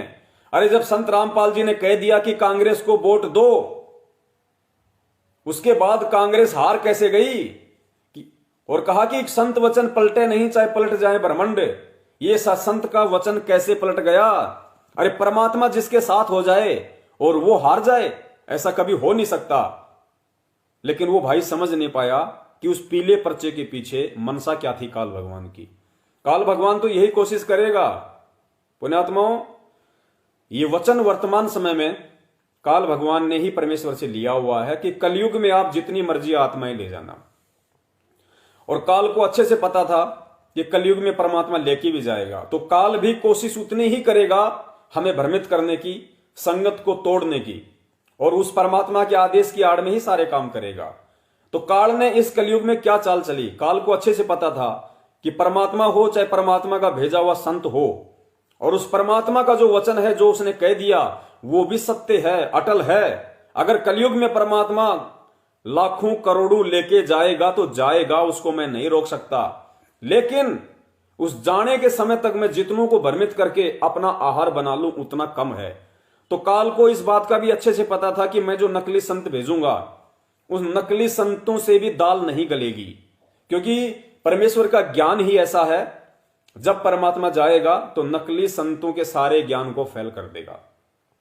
उन सभी संतों को उन्हीं की पुस्तकें दिखा दिखा के, वीडियो दिखा दिखा के उनके उस बम को डिस्प्यूज कर देगा। तो लोग मेरे द्वारा भेजे गए नकली संतों की बातों से भी ज्यादा प्रभावित नहीं होंगे, और एक समय ऐसा आएगा वो सारी आत्माएं उन पंथों से टूट के उस परमात्मा की शरण में आ जाएंगी। तो काल ने जो चाल चली सबसे बड़ी, वो चाल क्या चली कि क्यों ना मैं उसी संत के पंथ में एंटर होके, प्रवेश करके, और उसी संत के अंदर जो मुख्य लोग होंगे या जो विश्वसनीय व्यक्ति होंगे, मैं क्यों ना उन्हीं के अंदर वो कुप्रेरणा करके ये सारा तांडव खेलूं, सारा नाच खेलूं। और काल ने वही किया, काल ने वर्तमान में वही किया, क्योंकि उसको पता था कि इस परमेश्वर का एक बार जो आत्मा ज्ञान सुनेगी वो आत्मा बिल्कुल अंधी हो जाएगी। क्योंकि इस सत्य ज्ञान के लिए, इस तत्व ज्ञान के लिए ये आत्मा युगों युगों से तड़प रही है, भटक रही है। और जब युगों युगों बाद इस आत्मा को अपने परमपिता परमेश्वर का वो आहार, क्योंकि आत्मा का आहार, आत्मा की खुराक ये ज्ञान है, सत्संग है। जब इस प्यासी आत्मा को सत्संग सुनने को मिलेगा, वो तड़प उठेगी, बेचैन हो जाएगी, वो कुछ नहीं देखेगी क्या सही है और क्या गलत है। आज यही हो रहा है, लोग सत्संग सुनते हैं, सत्संग सुन के तुरंत नाम दीक्षा लेने की सोचते हैं। वो ये नहीं देखते कि गुरुजी जेल में है या कहां है। बहुत से को तो यही नहीं पता कि गुरुजी जेल में है, नाम दीक्षा के बाद पता चला था गुरुजी तो जेल में है। तो ना वो बरवाला कांड को जानने की कोशिश करते, ना सही गलत का निर्णय करते, वो सीधा नाम लेने की कोशिश करते हैं। तो काल को पता था कि ये आत्मा बिल्कुल बेसुध हो जाएगी इस ज्ञान को सुन के, और ये इतना विश्वास कर बैठेगी एक दूसरे भगत भाई पे हद से ज्यादा, और विश्वास में लेके फिर इन आत्माओं को भ्रमित किया जा सकता है। तो काल ने वैसा ही किया। जितने भी भगत भाई बहन थे बरवाला कांड से पहले या बरवाला कांड के 2-3 साल बाद तक, जब तक सत्सेवक खड़े नहीं हुए थे, तब तक इतना विश्वास सतलोक आश्रम मैनेजमेंट हरियाणा पे, परम पूज्य सतगुरु रामपाल जी महाराज जी के कलयुगी परिवार पे, उनके बेटा बेटी पे, उनके भाई बंधुओं पे, रिश्तेदारों पे बिल्कुल ब्लाइंड फेथ संगत का था। और वो लोग पहले से ही काल प्रेरित हो चुके थे, पहले से ही वो लोग काल प्रेरित हो चुके थे, वरना बरवाला कांड नहीं हो सकता था। पुण्यात्माओं, परमेश्वर की वाणी है कि जब तक हंसा हमरी आना, काल लगे ना तेरा बाना। कि काल जब तक मेरी आत्मा, मेरा भगत मेरी आन में, मेरी मर्यादा में है, तब तक तेरा कोई अटैक नहीं हो सकता। सोचो पुण्यात्मा, उसके बाद भी यदि अटैक हुआ है, और विचार करो जिस जगह पे साक्षात कबीर परमेश्वर सतगुरु रामपाल जी महाराज जी के रूप में प्रकट हों, सतलोक आश्रम बरवाला में, जहां पे हजारों की संख्या में आत्माएं उपस्थित हों जो सतनाम का जाप कर रही हों, जहां पे 42 परमेश्वर की ज्योतियां जलती हों, जहां पे सदावर्त अखंड भंडारा चल रहा हो। पुण्यात्माओं, उस जगह को काल की क्या औकात जो खंड कर दे, जो इतना बड़ा बवंडर मचा दे। लेकिन फिर भी बवंडर मचा, क्यों मचा? क्योंकि परमेश्वर अपने वचन का पक्का है। परमात्मा ने पहले ही काल से कह दिया था, वचन अनुसार काल ने कहा था कि परमात्मा आप नीचे जाओगे, अपना ज्ञान दोगे, जो आपके ज्ञान को समझे वो आपका, आप जबरदस्ती किसी के साथ कुछ नहीं करना, और जो आपका ज्ञान ना समझे वो मेरा। तो परमेश्वर तो अपने वचन का पक्का है। परमात्मा 1994 से ज्ञान दे रहे हैं, अपना विधान बता रहे हैं, अपना संविधान बता रहे हैं। भाई इस तरीके से भक्ति करोगे तो ऐसा रहेगा, ये मर्यादा निभाओगे तो ऐसा रहेगा, नहीं तो काल का अटैक हो जाएगा। परमात्मा जबरदस्ती नहीं करते। तो उस चीज का फायदा इस काल भगवान ने उठाया, क्योंकि काल भगवान को पता था कि घर का जोगी जोगना, बाहर का जोगी सिद्ध। और हरियाणा में कहावत है कि दीपक के नीचे हमेशा अंधेरा रहता है। तो काल को पता था कि बाकी लोगों को भ्रमित नहीं किया जा सकता, लेकिन उस संत का जो परिवार है, जिस परिवार में प्रकट होने की वो संत लीला करेगा, वो परिवार उसको कदापि परमात्मा नहीं मानेगा, हृदय से कभी भी अपना गुरु या भगवान स्वीकार नहीं करेगा, क्योंकि ये इस सृष्टि का रूल है, 21 ब्रह्मांड की घटिया रूल है ये। आप स्वयं विचार कर लो, सोचिए। परम पूज्य सतगुरु रामपाल जी महाराज जी ने 17 फरवरी 1988 को 12वें पंथ के अंत के समय में प्रवेश किया अपनी वाणी अनुसार कि 12वें पंथ हम ही चलावें, सब पंथों को मिटा के एक पंथ चलावें। तो 12वें पंथ का जो एंड था, उस समय परमात्मा इस पंथ में आए 17 फरवरी 1988 को, 38 साल की उम्र में। उससे पहले का जीवन आप देख लीजिए, उससे पहले तो वे कोई गुरु नहीं थे, कोई संत नहीं थे, कोई भगवान नहीं थे। हम एक नॉर्मल सी बात लेके चल रहे हैं, बाकी तो परमात्मा शुरू से ही प्रकट है। लेकिन दास आपको समझाने की दृष्टि से ये बातें बोल रहा है कि 17 फरवरी 1988 और 8 सितंबर 1951 को जब परमात्मा प्रकट हुए, ये जो समय है ये 38 साल का समय है। इस समय तक तो कोई उन्हें परमात्मा नहीं मानता था, जानता भी नहीं था। तो सोचो पुण्यात्माओं, जो कलयुगी परिवार आज उन्हें परमात्मा परमात्मा परमात्मा परमात्मा बोलता है, जो अनारो माई जिसे हम परम पूज्य सतगुरु रामपाल जी महाराज जी की धर्मपत्नी के नाम से जानते हैं, जो अनारो माई 22-23 वर्षों तक परम पूज्य सतगुरु रामपाल जी महाराज जी की अर्धांगिनी के रूप में जिसने अपना जीवन जिया हो, और पति पत्नी का रिश्ता क्या होता है आप सब अच्छे से जानते हैं। और परमात्मा जब लीला करता है तो वैसे ही करता है कि काल भी धोखा खा जाता है। परमात्मा एक आम संत, एक आम व्यक्ति, एक आम मनुष्य की भूमिका में, और परमेश्वर ने बिल्कुल वैसा ही किया। तो सोचिए, पति पत्नी का जो रिश्ता होता है उसमें कितना वाद विवाद हो जाता है, कई बार तो झगड़े की नौबत आ जाती है, मारपीट की भी नौबत आ जाती है। आप सब अच्छे से जानते हैं कि पति पत्नी के रिश्तों में जितना प्यार है, कई बार कुछ बातों को लेकर उतनी ही कड़वाहट भी हो जाती है। तो जो अनारो माई और जितने वर्ष उन्होंने परम पूज्य सतगुरु रामपाल जी महाराज जी की अर्धांगिनी के रूप में बिताए, सोचो उस दौरान क्या क्या हुआ होगा। और फिर 1994 में सतगुरु रामपाल जी महाराज जी ये कहते हैं कि भाई मुझे तो परमात्मा मिल गए, मुझे तो भगवान मिल गए, मुझे तो नाम देने का आदेश हो गया, और पूरे विश्व में मेरे बराबर कोई संत नहीं होगा, और अगर तुम्हारे को मोक्ष चाहिए, आत्म कल्याण चाहिए, तो मेरी शरण में आना पड़ेगा।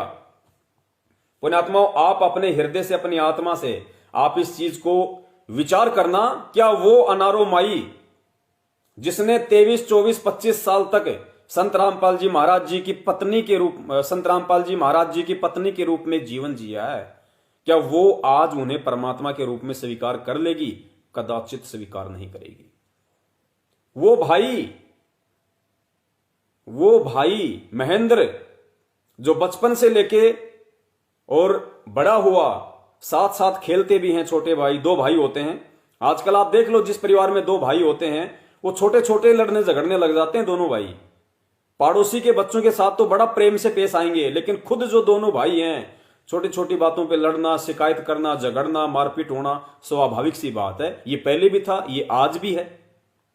तो महेंद्र जी और परम पूज्य सतगुरु रामपाल जी महाराज जी का जो एक लंबा जीवन चला, बचपन से लेके युवा अवस्था तक, बचपन में खेल कूद, कैसी कैसी बातचीत, थोड़े बड़े हुए, स्कूल में गए, कॉलेज में गए, उसके बाद में काम धंधे की बातों को लेके, फिर शादी हुई, औरतों को लेके आपस में मनमुटाव हो ही जाते हैं। चाहे कितनी अच्छी औरत आ जाए, लेकिन थोड़ा बहुत तो सॉफ्टवेयर उनका ऐसा होता ही है, तो गड़बड़ हो ही जाती है फैमिली में, परिवार में, बहुओं को लेके। उसके बाद में जमीन जायदाद, संपत्ति, छोटी मोटी चीजें, क्या कुछ नहीं होता भाई का भाई के प्रति, हम सब जानते हैं। अब वो महेंद्र दास अब अचानक से कैसे स्वीकार कर लेगा कि संत रामपाल जी महाराज जी भगवान हैं, वो परमात्मा है, और मैं उनके प्रति तन मन धन से समर्पित हो गया। वो छोटे छोटे बच्चे, अंजू, मंजू, वीरेंद्र, मनोज, उनकी तो आप सोच ही क्या सकते हैं। वो बच्चे कैसे आज परम पूज्य सतगुरु रामपाल जी महाराज जी को परमात्मा मान सकते हैं। पुण्यात्माओं, स्कूल में एक टीचर होता है, और टीचर जो होता है, मान लीजिए बच्चे उससे खूब डरते हैं कि भाई अगर इसका होमवर्क नहीं किया तो ये बड़ा खतरनाक टीचर है, ये सीधा डंडे से बात करता है। सब बच्चे उससे डरते हैं। अगर उसी टीचर का बच्चा उसी क्लास में हो तो वो बच्चा उस टीचर से नहीं डरेगा, क्योंकि उसको टीचर कम और बाप ज्यादा नजर आएगा। तो वो उस टीचर से उतना नहीं डरेगा, उतना खौफ नहीं खाएगा जितना अन्य बच्चे खाएंगे। जिस डर से अन्य बच्चे पढ़ाई करेंगे, उस डर से उस टीचर के स्वयं का बच्चा नहीं पढ़ेगा। तो दास के समझाने का मतलब है, वो अंजू, मंजू, वीरेंद्र और मनोज, या अब सब रिश्तेदारों को भी आप ले लीजिए, इसमें फिर लंबा चौड़ा प्रकरण हो जाएगा अगर दास सबका नाम बताएगा तो। यानी उनकी पत्नी, बेटा बेटी, भाई बंधु, रिश्तेदार, आप सभी को ले लीजिए कि आज उन लोगों की दृष्टि ऐसी है जैसे दीपक के नीचे अंधेरा होता है। ये सभी लोग अगर परम पूज्य सतगुरु रामपाल जी महाराज जी से जुड़े हैं तो इनमें से 90% लोग ये 2008 के बाद जुड़े हैं। अब आप खुद विचार कर लीजिए, सन 1994 से परम पूज्य सतगुरु रामपाल जी महाराज जी सत्संग कर रहे हैं, और 2008 के बाद ये लोग जुड़े हैं। तो क्या 18 वर्ष तक इन लोगों को संत रामपाल जी महाराज जी के अंदर परमात्मा के दर्शन नहीं हुए? इनको संत रामपाल जी महाराज जी के अंदर परमेश्वर दिखाई नहीं दिए? 2008 के बाद ही क्यों इनको परमात्मा दिखाई देने लगा? क्यों? क्योंकि संगत बढ़ गई, संगत बढ़ गई, आश्रम बन गया, दान धर्म का पैसा आने लगा। अब गुरुजी सत्संग करें, गुरुजी आशीर्वाद दें, गुरुजी शास्त्रों को खंगोलें, या गुरुजी कैश काउंटर का काम करेंगे, गुरुजी सीए का काम करेंगे। तो सारा का सारा जिम्मा इन लोगों के हाथ में था। और इन लोगों ने परम पूज्य सतगुरु रामपाल जी महाराज जी को मात्र एक एटीएम मशीन समझ लिया, एक बैंक समझ लिया। इससे ज्यादा इन्होंने कुछ नहीं माना, और ना ये लोग आज मान रहे। इनकी जुबान पे जो बार बार ये परमात्मा शब्द आता है ना, ये केवल जुबान तक सीमित है।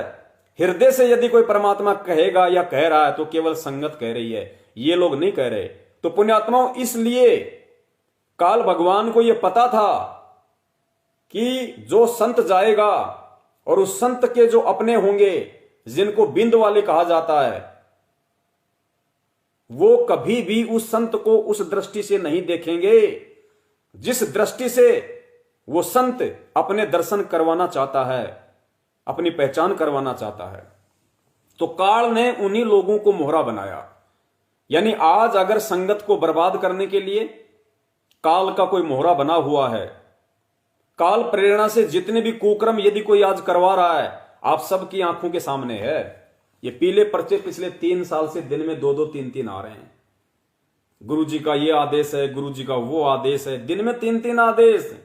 और वो घटिया आदेश जिनके विषय में हम सोच भी नहीं सकते। सन 1994 से सन 2014 तक जिन आदेशों से गुरुजी का कोई लेन देन नहीं, जिन बातों से गुरुजी का कोई लेन देन नहीं, उन सभी बातों को, उन सभी घटनाओं से गुरुदेव को सीधे तौर पे इन पीले पर्चों के माध्यम से जोड़ दिया गया। तो इसलिए उस दास से मैं निवेदन करना चाहूंगा जिसने दास को कमेंट्स किया था कि भगत जी मैं आपकी बात सुनता हूं तो आपकी बातें अच्छी लगती हैं, और मैनेजमेंट की बात सुनता हूं तो मैनेजमेंट की बात अच्छी लगती है, तो मैं निर्णय नहीं कर पा रहा कि सही क्या है और गलत क्या है।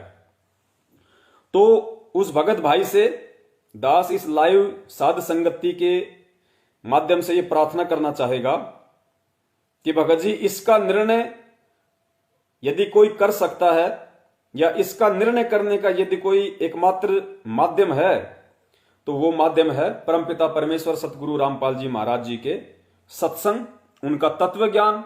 और वर्तमान में यह भी बिल्कुल फैक्ट है, बिल्कुल सत्य है कि जितने लोगों ने परम पूज्य सतगुरु रामपाल जी महाराज जी के सत्संगों के सार को समझ लिया वो समझ लिया। अन्यथा वर्तमान में पुण्यात्माओं, ये हमारा कोई अहंकार नहीं है। दास पहले ही स्पष्ट कर चुका है कि परमात्मा, यदि ऐसा कोई भी भाव इस नीच के हृदय में हो तो परमात्मा उसी समय चाहे जमीन में जिंदा गाड़ देना। यह सत्य भक्ति है। वर्तमान में यदि वो चीज, वो ज्ञान आधार की दया यदि परमात्मा ने किसी पे बख्श रखी है तो केवल अपने सत्सेवक बच्चों पे बख्श रखी है। और वर्तमान में यदि सतलोक आश्रम मैनेजमेंट हरियाणा के पीछे लगी हुई संगत को अगर इस भक्ति मार्ग पे जीवित रहना है, यदि नीर खीर का निबेरा करना है, यदि गुरुजी के आने तक अपने आप को ज्ञान आधार से दृढ़ बनाना है और अंतिम श्वास तक यदि इस भक्ति पे टिके रहना है, तो सिर्फ और सिर्फ उन आत्माओं के पास में एक ही माध्यम है, एक ही जरिया है, एक ही स्रोत है, और वो है सत्सेवकों की साध संगति। हम सत्सेवकों ने कोई जुलूस नहीं निकालना, हमने कोई आश्रम नहीं बनाना, हमने कोई बहुत बड़ी कोई संस्था नहीं बनानी। हम इसी प्रकार लाइव शंका समाधान के माध्यम से, और यूट्यूब पे शंका समाधान नाम से जब आप सर्च करोगे हिंदी में तो आपको हजारों वीडियो मिल जाएंगे, सैकड़ों चैनल पे। आप उन वीडियो को देख देख के आप सच्चाई से रूबरू हो सकते हैं, अपने ज्ञान आधार को दृढ़ कर सकते हैं, गुरु के प्रति आप दृढ़ हो सकते हैं, भक्ति मार्ग पे आप अडिग होके चल सकते हैं। अन्यथा उन आत्माओं को इस भक्ति मार्ग से एक दिन ऐसे जाना पड़ेगा जैसे गधे के सिर से सींग, जो आए दिन लोग जा रहे हैं। और कोई माध्यम नहीं है, क्योंकि परमेश्वर ने जितना बताना था परमात्मा ने अपने सत्संगों में बता दिया। और परमेश्वर के सत्संगों को जो नहीं समझ पा रहे हैं, जो उनके सत्संगों से वो सार नहीं निकाल पा रहे हैं कि गुरुजी दिन रात मेहनत करके रातों को 2-2 बजे जाग जाग के जो इन्होंने कथा कहानियां ये हमारे को सुनाई हैं, तो क्यों सुनाई हैं, इनका मतलब क्या है, इनका सार क्या है, गुरुदेव हमें क्या समझाना चाहते हैं, किन विपरीत परिस्थितियों में, किन संकटों में परमात्मा उन संकटों से उबारने के लिए, उन परिस्थितियों का सामना करने के लिए इन सत्संगों में परमेश्वर ने वो क्या सार छुपाया है। जिनको समझ के हम काल प्रेरित लोगों से बच सकते हैं, अपनी भक्ति को बचा सकते हैं। अगर सत्संगों से उन्होंने वो सार अभी तक नहीं निकाला या नहीं निकाल पा रहे हैं, तो उन आत्माओं के पास यदि कोई एकमात्र माध्यम इस भक्ति मार्ग पे टिके रहने का है, गुरुजी के हिसार जेल से बाहर आने तक, तो केवल सत्सेवकों की साध संगति है। प्रत्येक रविवार को रात्रि 8 बजे ये लाइव शंका समाधान है, या यूट्यूब पे जब आप हिंदी में सर्च करेंगे शंका समाधान तो वो वीडियो है, अन्यथा और कोई चारा नहीं है। ये हमारा विशेष निवेदन है आप लोगों से, और ये समय बार बार नहीं आएगा।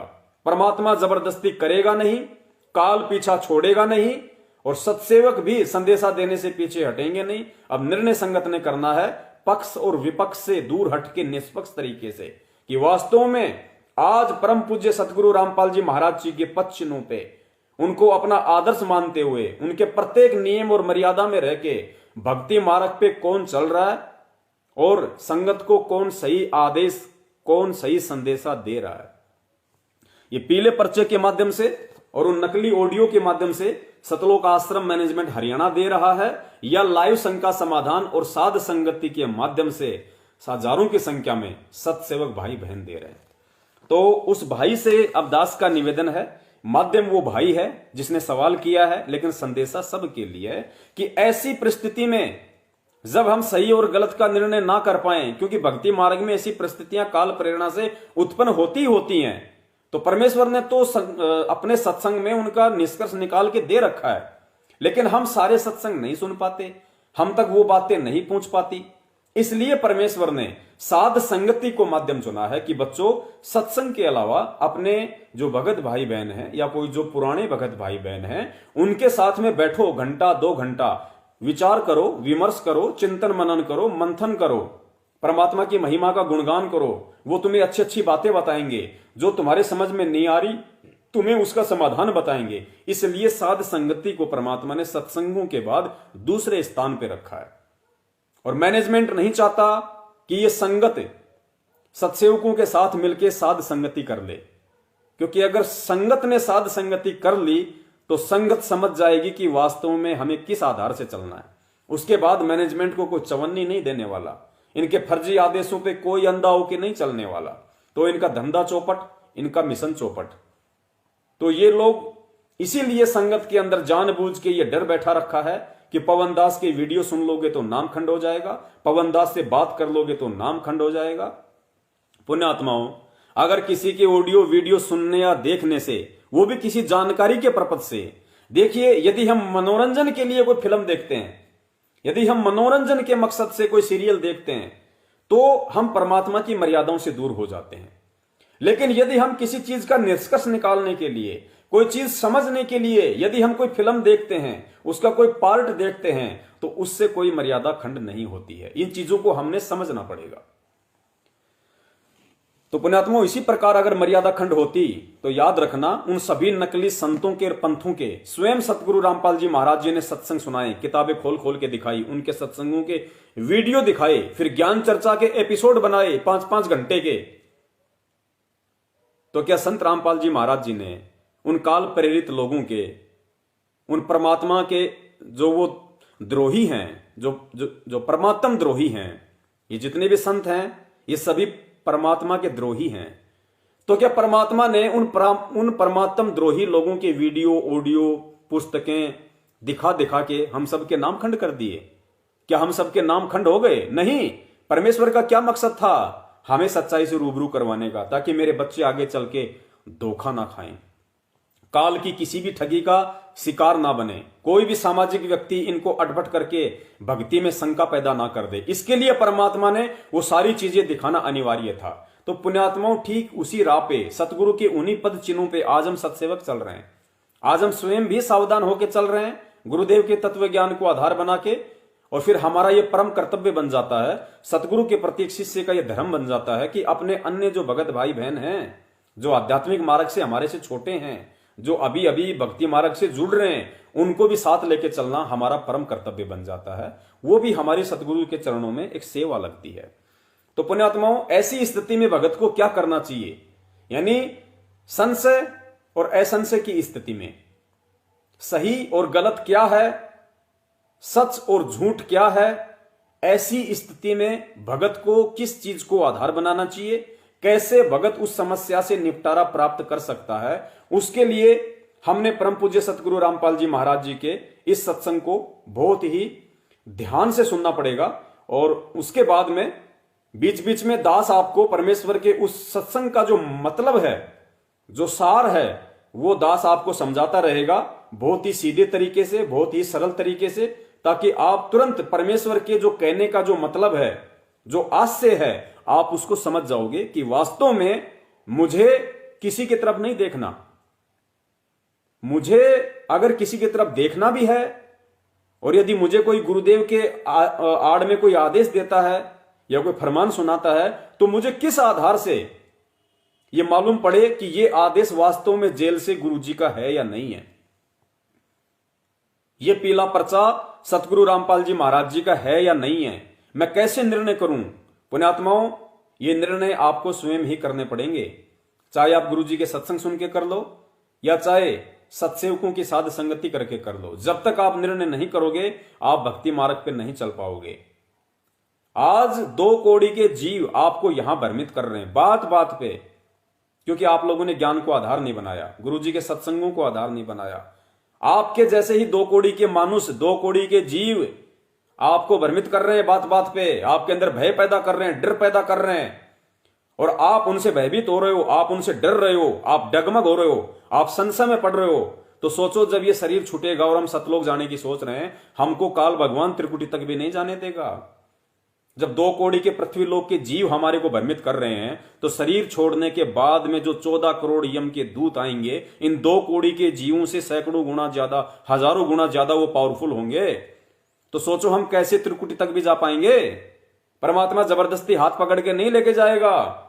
इस भक्ति पे हमारा विश्वास, हमारी आस्था, ये ज्ञान आधार ही हमें त्रिकुटी तक लेके जाएगा, अन्यथा काल हमें त्रिकुटी तक नहीं जाने देगा। और गुरुजी ने स्पष्ट कह दिया कि जब तू यहां से शरीर छोड़ेगा, तो मैं शरीर रूप में तेरे साथ नहीं रहूंगा, मैं केवल सूक्ष्म रूप में, शब्द रूप में मैं तेरे इर्द गिर्द रहूंगा, लेकिन तुझे दिखाई नहीं दूंगा। मैं उन परिस्थितियों में तुझे स्वयं ही सामना करना पड़ेगा। वो परिस्थितियां ये निर्णय करेंगी कि इस पृथ्वी लोक पर मैंने तुझसे जो भक्ति का अभ्यास करवाया है, मैंने तुझे जो ज्ञान दिया, जो नीर खीर का निबेरा करना सिखाया, उस आधार से तू उन काल दूतों से कैसे टक्कर लेता। मालिक की वाणी है ना कि मोला बैठा मोर्चा देखे यम की भेड़, 12 कोटि यम दूत जहां वहां एक नाम की खैड़। परमात्मा ने कहा कि जब तू ऊपर जाएगा तो भाले लेके यम के दूत आएंगे, उनसे तू कैसे निपटेगा। तू बल और शक्ति से उनका सामना नहीं कर सकता। मैंने तुझे क्या विधि बताई है, सुमरण जाप करने की, मंत्र सतनाम जाप करने की, सारनाम है तो सारनाम जाप करने की, और सारनाम सतनाम भी जाप करने की उस समय वही सोच पाएगा जिसको अपने गुरु पे विश्वास होगा, जिसने ज्ञान को आधार बनाया होगा कि भैया परमात्मा ने बोल रखा है सतगुरु ने कि मूर्ख मनवा काल की चिंता क्यों सताती है, सतगुरु अपना साथी है। और गुरुजी ने सत्संग में कहा था, गुरुजी कहा करते थे कि बेटा जब तू शरीर छोड़ के ऊपर जाएगा तो मैं सूक्ष्म रूप में, शब्द रूप में तेरे इर्द गिर्द रहूंगा, तू घबराना मत, डरना मत कि गुरुजी नहीं है, तू विश्वास रखना। कहे कबीर सुनो वही साधो, मैं तो हूं विश्वास में। अगर उस समय तुझे विश्वास होगा, तेरे अंदर वो दृढ़ता होगी कि भाई आण दे काल के दूत, क्या चाहे काल का बाप का दूत आ जाए, क्या बिगाड़ लेगा मेरा, परमेश्वर की मर्यादा में हूं, बंदी छोड़ मेरे साथ में है मेरा मालिक, शब्द रूप में मेरे साथ में है। तुरंत सुमरण का, तुरंत मालिक ने जो सुमरण बताया उसका जाप कर दो, वो सुमरण ही तो मेरा गुरु है। हम हैं शब्द, शब्द हम माही, और हमसे भिन्न और कछु नाही। तो ये सारी बातें हमें कब याद रहेंगी उस समय, उतना विश्वास उस समय हमारे को कब बन पाएगा, जब आज इस पृथ्वी लोक पे इस ज्ञान को आधार बना के, जब आज हम इतने मजबूत हो जाएं कि ना हमें गुरु का भाई भ्रमित कर सके। अरे एक भगोड़ा व्यक्ति जो मुंह दिखाने के लायक नहीं, 6 साल से संगत में, पुलिस के आगे संत रामपाल जी का भगत होके, उनका भाई होके कह रहा 25 साल से मैं भक्ति कर रहा हूं, 25 साल से भक्ति कर रहा हूं, तो फूल जाता है भक्ति में, उसमें तो इतनी पावर आ जाती है जिसकी काउंटिंग नहीं है। और वो व्यक्ति एक 2 कौड़ी के पुलिस वाले से छुपता हुआ फिर रहा है, जेल जाने के डर से भगोड़ा बन के घूम रहा है, और वो व्यक्ति संगत को भ्रमित कर रहा है। वो गुरुजी की आड़ में नित नए पीले पर्चे निकलवाता है। और ऐसे दो कौड़ी के जीव से जब आप परमेश्वर की संगत भ्रमित हो रही हो यहां, तो सोचो आप क्या अभ्यास कर रहे हो। शरीर छोड़ने के बाद जब इंटरनेशनल लेवल पे जाओगे तो क्या हालत होगी आपकी। जब यही आप चित हो रहे हो, यही आपको फंसाया जा रहा है, आगे आपकी क्या हालत होगी। गुरुदेव ने यह नहीं कहा कि तुझे मालूम पड़ जाएगा कि मेरा शरीर छूट गया। गुरुदेव ने यह कहा कि तेरा शरीर छूटेगा तो तेरे को ऐसा लगेगा जैसे सपना, तुझे महसूस ही नहीं होगा कि मेरा शरीर छूट गया। यह खेल ऐसे ही होता है। तू सोचेगा मैं सत्संग में जा रहा हूं, मैं तो गुरुजी से मिलने जा रहा हूं, और वो सारी प्रक्रिया उसी बीच में हो जाएगी। तो सोच, ये ना सोचना कि भाई उस समय मेरा शरीर छूटेगा फिर मुझे ध्यान रहेगा। गुरुदेव कहते हैं ऐसा लगेगा जैसे सत्संग में जा रहा हूं। तो पुण्यात्माओं, आज हमने हर स्थिति में, चाहे हम सत्संग में जाएं या ना जाएं, हम घर पे रहें चाहे बाहर जाएं, हमने हर समय इस परमेश्वर के ज्ञान को आधार बना के रखना पड़ेगा और गुरु पे दृढ़ विश्वास बना के रखना पड़ेगा। तो भगत भाई, परमपिता परमेश्वर ने यही कहा कि बच्चों, जब तुम मेरी शरण में आ जाओगे और जब तुम ये सत मंत्र सत भक्ति अपना लोगे, उसके बाद में काल को टेंशन हो जाती है। फिर काल अपने एजेंटों के माध्यम से हर संभव यही कोशिश करेगा कि इस आत्मा को मैं कैसे भ्रमित करूं, कैसे मैं इसको तोड़ूं। हर संभव वो प्रयास करेगा जो गुरुदेव ने हमें सत्संगों के माध्यम से पहले ही बता दिया। और फिर गुरुदेव ने यह भी बताया कि ऐसी परिस्थिति में फिर तुझे क्या करना है। सही और गलत का निर्णय तुझे मेरे भाई पे विश्वास करके नहीं करना कि गुरुजी के भाई ने जो बोल दिया वो सत्य है, गुरुजी की बेटी ने बोल दिया जो सत्य है। अरे नालायक, गुरुजी का भाई और बेटा बेटी ही अगर तेरे से काल प्रेरित होके वो कुकर्म करवा रहे होंगे तो तू किस पे विश्वास करेगा। केवल गुरुदेव के तत्व ज्ञान पे, गुरुदेव के वचनों पे, गुरुदेव के सत्संगों पे। तो पहले सुनिए, परमात्मा ने स्पष्ट बोल रखा है कि बच्चों, जब आप इस मार्ग से जुड़ जाओगे तो काल आपको किस तरीके से भ्रमित करने की पूरी कोशिश करेगा। काल साक्षात नहीं आएगा, अपने एजेंटों के माध्यम से। तो मैनेजमेंट काल का एजेंट तो बना हुआ, ये उसके कुकर्म बताते हैं, उसके फर्जी आदेश बताते हैं, उसके लक्षण बताते हैं, उसके गुण बताते हैं। और फिर परमात्मा ने कहा कि अपने गुरुदेव के वचनों पर दृढ़ रहना। और इस शब्द को ध्यान रखना पुण्यात्माओं, अभी तक तो ये 1.5 घंटा परमेश्वर ने भूमिका बनवाई है, 1-1.5 घंटा। अब आगे हमारा वीडियो स्टार्ट होगा लगभग 4 घंटे का। तो बहुत धैर्य के साथ आप सुनते रहिए। बहुत ही इंपॉर्टेंट आज का परमेश्वर ने हमें इस वीडियो के माध्यम से साध संगति का मौका दिया है। अंत तक आप जी बने रहिए, क्योंकि किसी भी चीज का जो सार होता है, निष्कर्ष होता है, वो एंड में निकलता है। तो सुनिए परमात्मा क्या हमें हिदायत दे रहे हैं। तो इन नित्य नियम करने का डेली हमें जो पाठ करते हैं, इससे ज्ञान यज्ञ तो होता ही है। ज्ञान यज्ञ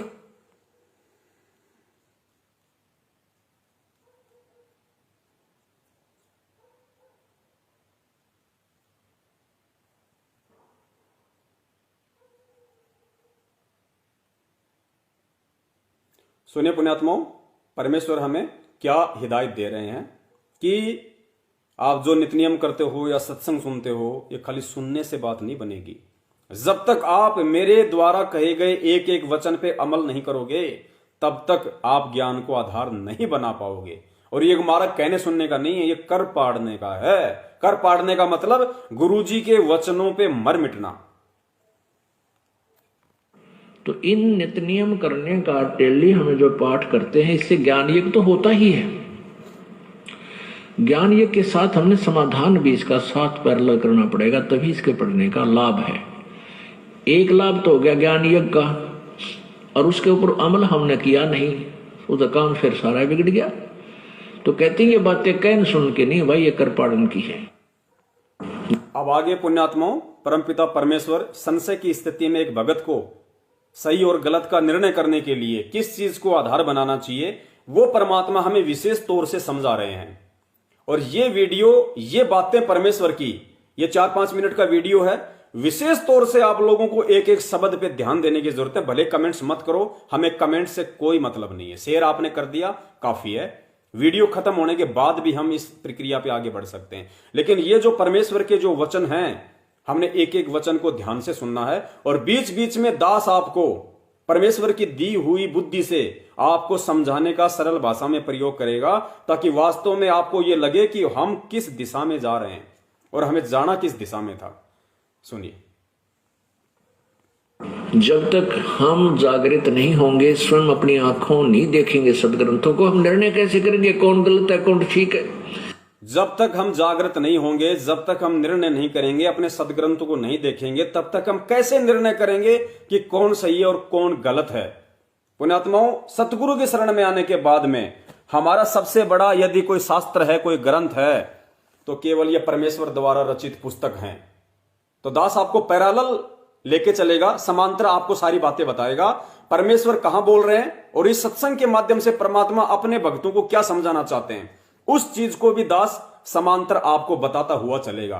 तो परमेश्वर कहते हैं कि जब तक हम अपने सदग्रंथों को नहीं देखेंगे, तो हमारे एक भगत के लिए सबसे बड़ा यदि कोई सदग्रंथ होता है तो केवल उसके गुरुदेव के द्वारा लिखित पुस्तकें और उसके गुरुदेव के द्वारा किए गए जो सत्संग हैं, वो उसके लिए सबसे बड़े सदग्रंथ होते हैं। तो जब तक हम इन पुस्तकों में गुरुदेव ने हमें भक्ति मार्ग की क्या क्या सावधानियां बताई हैं, जब तक हम उनको नहीं देखेंगे, जब तक हम उनसे परिचित नहीं होंगे, तो हम कैसे निर्णय करेंगे कि क्या सही है और क्या गलत है? कहन सुन के नहीं भाई, ये कृपाणन की है। जब तक हम जागृत नहीं होंगे, स्वयं अपनी आंखों नहीं देखेंगे सदग्रंथों को, हम निर्णय कैसे करेंगे कौन गलत है कौन ठीक है? तो दास का उद्देश्य है कि आपको प्रोजेक्टर के ऊपर टीवी चैनल, सीडीज के माध्यम से चैनलों जो है, ये सब तरीके से आपको परमात्मा की महिमा सदग्रंथों में दिखा दूं कि सदग्रंथ ये बताते हैं।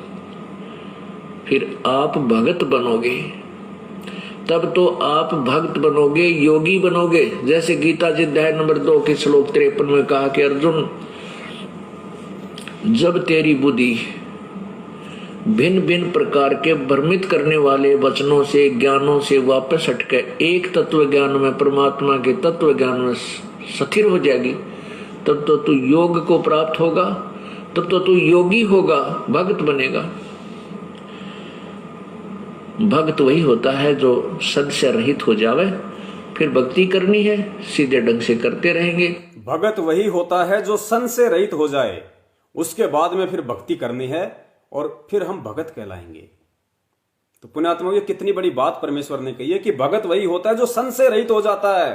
लेकिन आज पूरा भगत समाज सत्सेवकों को छोड़ के संसा में डूबा हुआ है। इसीलिए परमात्मा ने संका समाधान प्रोग्राम शुरू करवाया है। ये बहुत बड़ी दया है परमेश्वर की पूरी संगत पे। तो भगत हम तब बनेंगे, अपने आप को भगत हम तब कह सकते हैं जब हम शंका रहित हो जाएं, संशय रहित हो जाएं। कब शंका रहित हो जाएं? किन बातों को लेके हो जाएं? जिन बातों को लेके काल अपने एजेंटों के माध्यम से हमें भ्रमित करने की कोशिश करेगा, इस भक्ति मार्ग पे गुरु के आदेश की आड़ में भ्रमित करने की कोशिश करेगा। तो यहां पे सतगुरुदेव जी हमें समझाना चाह रहे हैं कि वो समय आएगा भक्ति मार्ग में, काल भक्तों को ही मोहरा बनाएगा अपने एजेंट के रूप में, संगत को भ्रमित करने के लिए मेरे आदेश की आड़ में, कि गुरुजी ऐसा कह रहे हैं। और गुरुजी कह रहे हैं कि उस समय जब तुम शंका रहित हो जाओगे, संशय रहित हो जाओगे कि क्या सही है क्या गलत है, गुरुदेव ने क्या आदेश दे रखे हैं, भक्ति मार्ग पे किस तरीके से चलने का निर्देश दिया है और लोग हमें किस राह पे चला रहे हैं, जब तुम ये निर्णय कर लोगे और हिम्मत कर लोगे, एक मार्ग चुन लोगे ज्ञान आधार का, तब तो तुम भगत बनोगे। उसके बाद तो तुम्हारी भक्ति शुरू होगी। जब हम जंगल में खड़े हैं, वन में, और वहां पुण्यात्मा ध्यान रखना, दास ने पहले कहा था कि दास आपको बराबर समझाता जाएगा। अब गुरुदेव यहां पे एग्जांपल दे रहे हैं कि जैसे हम किसी जंगल में खड़े हैं, वन में खड़े हैं और हमें नहीं पता कि हमें कहां जाना है। मैंने किसी से पूछा, भाई साहब मैं वहां जाना चाहता हूं, उस जगह जाना चाहता हूं। किसी ने कहा कि भैया ये रास्ता है, मैं उधर चल दिया। आगे गया तो किसी ने कहा कि तू तो गलत आ गया भाई, फिर मैं शंका में डूब गया। उसने कहा कि बावड़े वापस जा इधर, मैं उधर चल दिया। 2 किलोमीटर चला, फिर किसी ने कह दिया भाई तू तो गलत दिशा में जा रहा है, दिल्ली तो उधर है, मैं फिर शंका रहित हो गया।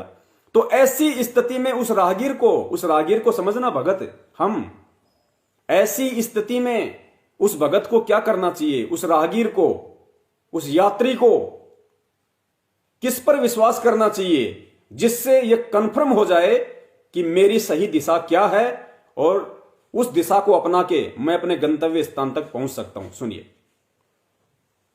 जाके रास्ते 3-4 हो गए। हम इस रास्ते चल पड़े, अपनी आइडियत या किसी नालायक नकली ने बता दिया कि तुम अपना घर इधर है, इधर चले जाओ। किसी नालायक नकली ने बता दिया और मिसगाइड कर दिया, तो नालायक नकली समझो सतलोक आश्रम मैनेजमेंट हरियाणा को, पूज्य गुरुदेव के कलयुगी परिवार को। इन्होंने हमें मिसगाइड कर दिया, हमें गुरुदेव की आड़ में राजनीति का मार्ग दिखा दिया, हमें आरक्षणबाजियों का मार्ग दिखा दिया, हमें गुंडों की सीबीआई जांच करने का कुमार्ग दिखा दिया, हमारे को करनी सेना को 5-5 लाख रुपए यानी कुपात्रों को दान धर्म देने वाला मार्ग दिखा दिया, और हम उस मार्ग पे चल पड़े। हम थोड़ा आगे गए तो हमें एक व्यक्ति मिला, सत्सेवक मिला। उसने हमें समझाया कि भाई तू तो गलत काम कर रहा है, ये मार्ग सही नहीं है। गुरुदेव ने ऐसा नहीं बताया। देख, गुरुदेव ने तो ये बताया अपने सत्संगों में कि हमारा राजनीति से कोई लेना देना नहीं। तो फिर वो भगत भ्रमित हो गया कि यार बात तो तेरी सही है, सत्संग तो मैंने भी सुने, लेकिन ये लोग मेरे को ऐसा कह रहे हैं। तो कुछ दिन वो सही चला, फिर उसके बाद में कोई ऐसा आदेश काल प्रेरणा से तोड़ मरोड़ के संगत में निकाल दिया। उसको लगा यार बात तो सही लगती है, फिर वो उस तरफ चल दिया। फिर उसको कभी कोई सत्सेवक मिला, फिर उसको सत्य से परिचित करवाया, फिर वो भ्रमित हो गया। सुनिए। या किसी नालायक नकली ने बता दिया कि तुम अपना घर इधर है, इधर चले जाओ। अब वो जा रहा है, उसके बताए अनुसार आगे किसी ने कह दिया कि अभी तेरा रास्ता ठीक नहीं, तू तो गलत जा रहा है। तो वो तो पड़ गया समंजस में। तो क्या करूं भाई, एक से पूछता है, फिर दूसरे ने बताया कि ये रास्ता ठीक नहीं, ये इधर से जाओ, फिर उधर चल पड़ा। वो रास्ते में फिर किसी ने कह दिया कि तू तो गलत आ गया है। तो उसका निर्णय कैसे हो?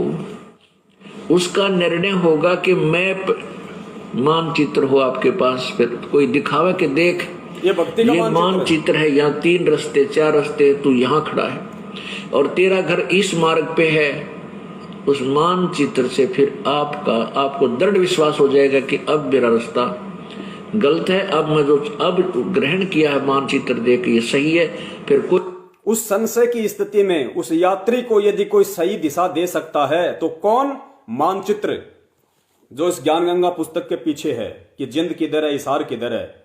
ये बात परमात्मा उस यात्री को माध्यम बना के हमें संदेशा देना चाह रहे हैं कि जब काल प्रेरणा से मेरी आड़ में तुम्हें गलत रास्ते पे ले जाया जाएगा, तुम्हें भ्रमित किया जाएगा, तुमसे कभी राजनीति करवाई जाएगी, कभी आरक्षणबाजी करवाई जाएगी, अपने आप को सुपात्र कह के तुम्हारे से दान धर्म 10वें अंश का पैसा लूटा जाएगा, मेरे आदेश की आड़ में छोटे बड़े आश्रम बनाने के लिए तुम लोगों से जमीनें दान करवाई जाएंगी, तो उस समय तुम कैसे निर्णय करो कि सही क्या है और गलत क्या है?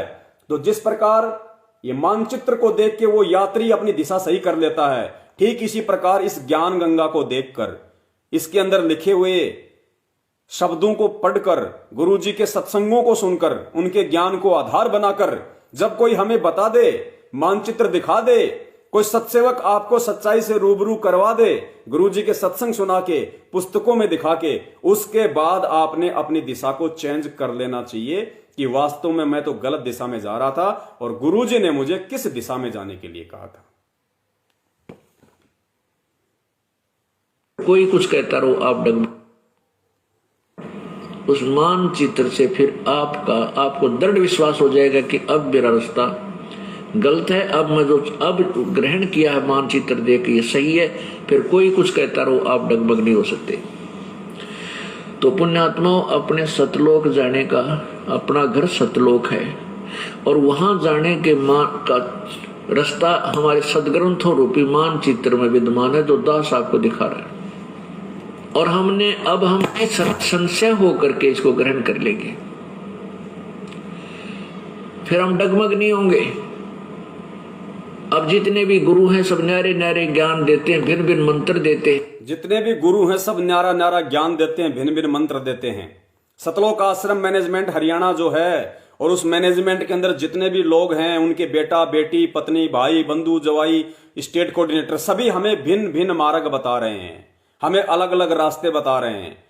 हमें गुरुजी के आदेश की आड़ में अलग अलग हमें तानाशाही फरमान सुनाए जा रहे हैं।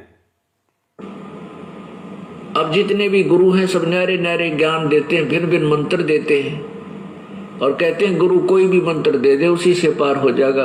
अरे तेरा गजब हो। और कहते हैं कि भैया गुरुजी का आदेश है, गुरुजी ने जो कह दिया सो कह दिया, गुरुजी का आदेश है, उसको ज्ञान से मैच नहीं कर रहे। कहते भैया गुरु का आदेश है, हमें नहीं पता, गुरुजी का आदेश है, हमें नहीं पता, बस आप लगे रहो, गुरुजी का आदेश है, हमने इसकी पालना करनी है। फिर सदग्रंथों की और गीता जी और वेदों की क्या आवश्यकता है? अगर इसी तरीके से आंख बंद करके यदि हमने चलना था तो फिर इस ज्ञान गंगा को लिखने की गुरुजी को क्या जरूरत थी? ये अनमोल सत्संग करने की गुरुजी को क्या जरूरत थी? अगर किसी के भी कहने से सुनने से यदि हमें आंख बंद करके भक्ति मार्ग पे चलना है तो अरे ठीक है, किसी ने कह दिया भैया गुरुजी का आदेश है, बीजेपी को वोट डालने, नहीं तो बिल्कुल नाम शुद्ध नहीं होगा। अरे कम से कम वो आदेश गुरुजी के हैं या नहीं हैं, उसकी हम किससे परख करेंगे? गुरुजी के मुख से तो कोई सुन नहीं रहा, तो फिर किससे परख करेंगे? हम इससे परख करेंगे। ये भक्ति का आधार है, मैप है गुरुजी के सत्संग और पुस्तकें जो आज सत्सेवक दिखा रहे हैं। ये हमारे सदग्रंथ जो है, ये संविधान है परमात्मा का, इसी के अनुसार हमने चलना होगा, तभी हमारा कल्याण होगा, अन्यथा नहीं होगा।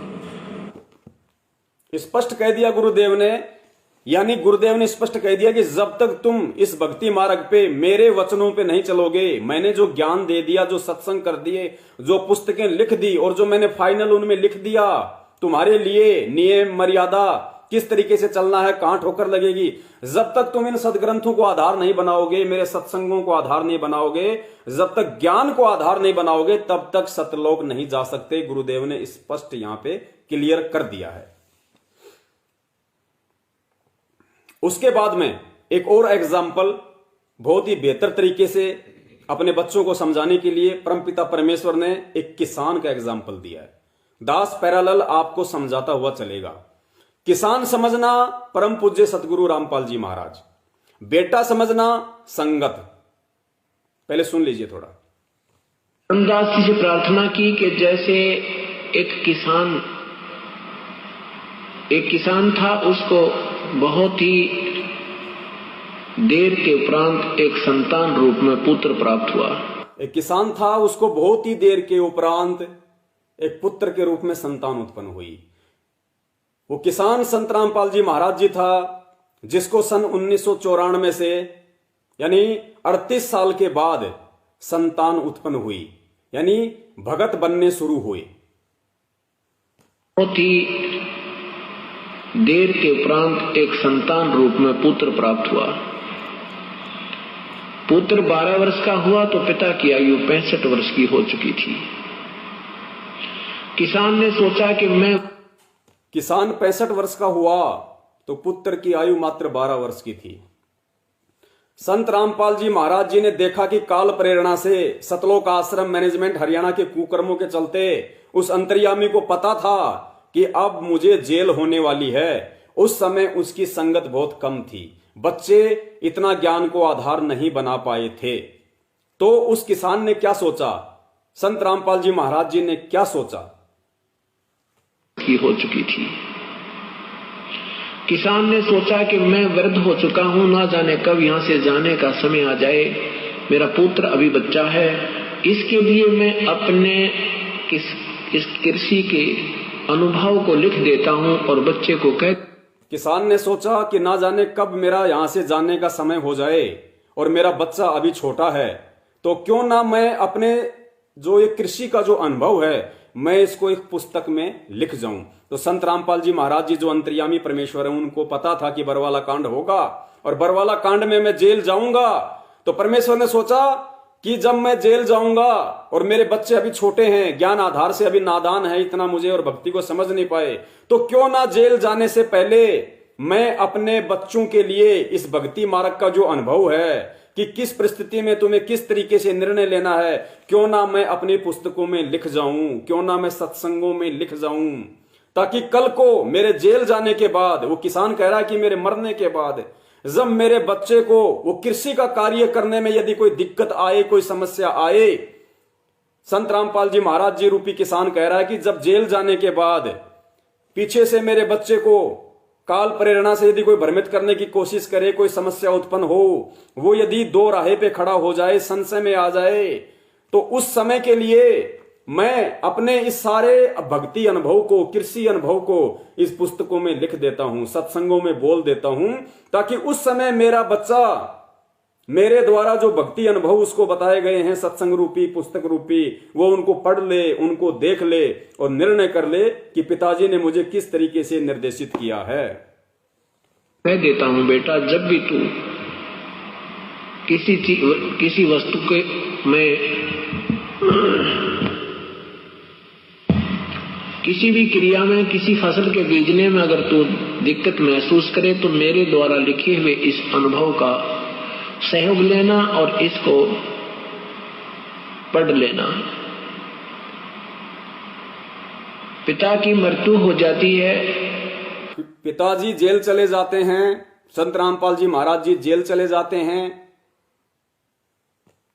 और वो पुत्र प्रतिदिन पिता के अनुभव को एक बार पाठ कर लेता है। और वो भगत संत रामपाल जी महाराज जी के सत्संगों को प्रतिदिन साधना टीवी पे 1 घंटा सुन लेता है। और जैसे पिता ने उसमें लिखा है ऐसे वो क्रिया कर नहीं रहा, और जैसा गुरुजी ने सत्संगों में करने के लिए कहा है, भक्ति मार्ग पे चलने के लिए निर्देशित किया है, ऐसा वो कर नहीं रहा, तो क्या वो सफल हो जाएगा अपने कृषि के व्यवसाय में? तो क्या वो सफल हो जाएगा उस भक्ति मार्ग में? तो धर्मदास जी ने क्या कहा? धर्मदास जी को परमेश्वर ने प्रसन्न किया। धर्मदास जी ने कहा कि ये तो हो ही नहीं सकता, वो तो जैसा उसके पिताजी ने अनुभव लिखा है ऐसे वो पुत्र करेगा तो उसकी फसल तैयार होएगी। धर्मदास जी ने कहा कि ऐसा तो हो ही नहीं सकता, जैसा वो परम संत जेल जाने से पहले भक्ति अनुभव को उन पुस्तकों में लिख के गया है, सत्संगों में बोल के गया है, उस आधार से यदि वो पुत्र चलेगा तो वो भक्ति मार्ग पे सफल हो पाएगा, अन्यथा नहीं हो पाएगा। प्रभु ने कहा कि ठीक इसी प्रकार प्यारी आत्मा, जो गीता जी में लिखा है ऐसा आप करोगे तो आपको प्राप्ति होगी, जो भी आप उद्देश्य रखते हो। और यदि गीता जी के पाठ को नित्य करते हो, उसके विपरीत क्रिया करते हो तो आपको क्या मिलेगा? रोज सत्संग सुनते हो, रोज नित्य नियम करते हो और उसके विपरीत यदि चलते हो तो आपको क्या प्राप्त होगा? सफलता या असफलता? धर्मदास जी चुप हो गए। और पुण्यात्माओं, समझ में आ जानी चाहिए ये बातें हमारे। परमात्मा के सत्संग इतने सरल हैं, इतने सरल हैं उनके बच्चों के लिए जो शरण में आ गए।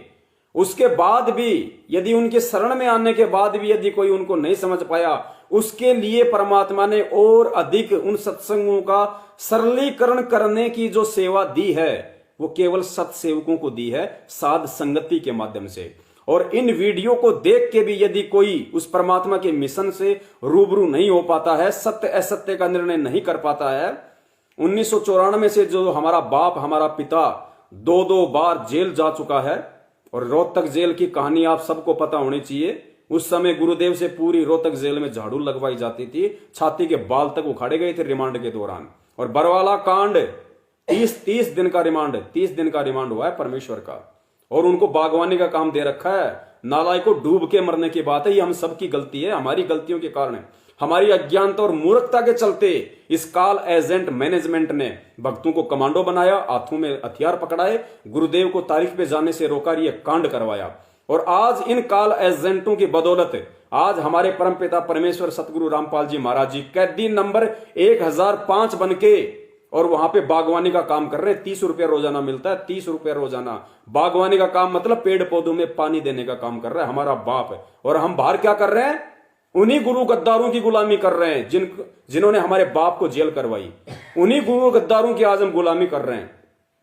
उस बाप के विधान को, संविधान को छोड़ के जैसा उन्होंने इन पुस्तकों में लिखा, सत्संगों में कहा, वैसा आचरण करने के बजाय हम इन गद्दारों के कहने पे राजनीतियां कर रहे हैं, आरक्षण बाजियां कर रहे हैं, गुरु ने कहा कि सुपात्र को दान देना चाहिए, गुरु बिन माला फेरते, गुरु बिन देते दान, गुरु बिन दोनों बेकार है, चाहे पूछो वेद पुराण। लेकिन हम उस गुरुदेव की इन पुस्तकों को ठंडे बस्ते में डाल के आज हम इन कुपात्रों के हाथों में दान दे रहे हैं। पिछले 6 साल से अरबों खरबों रुपया हम लोगों ने इनको लुटा दिया, और वो पैसा किसके खिलाफ? हमारे ही गुरुदेव के खिलाफ। क्योंकि जितने भी वकील हैं, ये सारे के सारे वकील किसने कर रखे हैं? उन्हीं लोगों ने जिन्होंने गुरु जी को फंसाया है, जिन्होंने गुरुजी को अपने कुकर्मों के चलते जेल करवाई है, उन्हीं लोगों ने तो आज वकील खड़े कर रखे हैं। तो सोचिए वो लोग कैसे सही दिशा में कानूनी प्रक्रिया में का काम शुरू करेंगे? वो तो उल्टा गुरुदेव को फंसाने में और अपने बचाने का काम करेंगे। और वकीलों को फीस कहां से जा रही है? आप और हमारे पैसों से। तो आप और हमारा पैसा गुरुदेव के ही विपरीत काम में लिया जा रहा है, उल्टा गुरुदेव को फंसाने के काम में लिया जा रहा है। पुण्यात्माओं, सत्संग परमात्मा ने किस लिए सुनाए थे, किस दिन के लिए सुनाए थे? इन पे हमने गौर करना पड़ेगा। अगर हम भगत बने हैं तो हमने भगत वाले लक्षण अपने अंदर धारण करने पड़ेंगे। हमने परमात्मा को दिखाना पड़ेगा। हमने इस भक्ति मार्ग पे ज्ञान को आधार बना के परमेश्वर को प्रसन्न करना पड़ेगा। तो देखो किस प्रकार इन काल के शैतानों ने, इन काल के एजेंटों ने हमारे को भ्रमित किया। और परमात्मा कितनी बार हमें कहा करते थे कि बच्चों, नाम लेने के बाद काल तुम्हें छोड़ेगा नहीं, हर संभव प्रयास करेगा तुम्हें तोड़ने की। और फिर परमात्मा ने कहा कि गुरु के वचनों पे अटल रहना तो ही बचाव है। सुनिए, और कहते हैं फिर मत सुनना इस मन शैतान की यो चौकस गाल है घेरी, इस उपदेश के मत सुनना इस मन शैतान की यो चौकस गाल है घेरी, यानी बुरी तरीके से फंसाने की कोशिश करेगा तुम्हें नाम उपदेश लेने के बाद। तो कहते हैं मत सुनना इस मन शैतान की, मत सुनना इस काल एजेंट सतलोक आश्रम मैनेजमेंट की यो चौकस गाल है घेरी।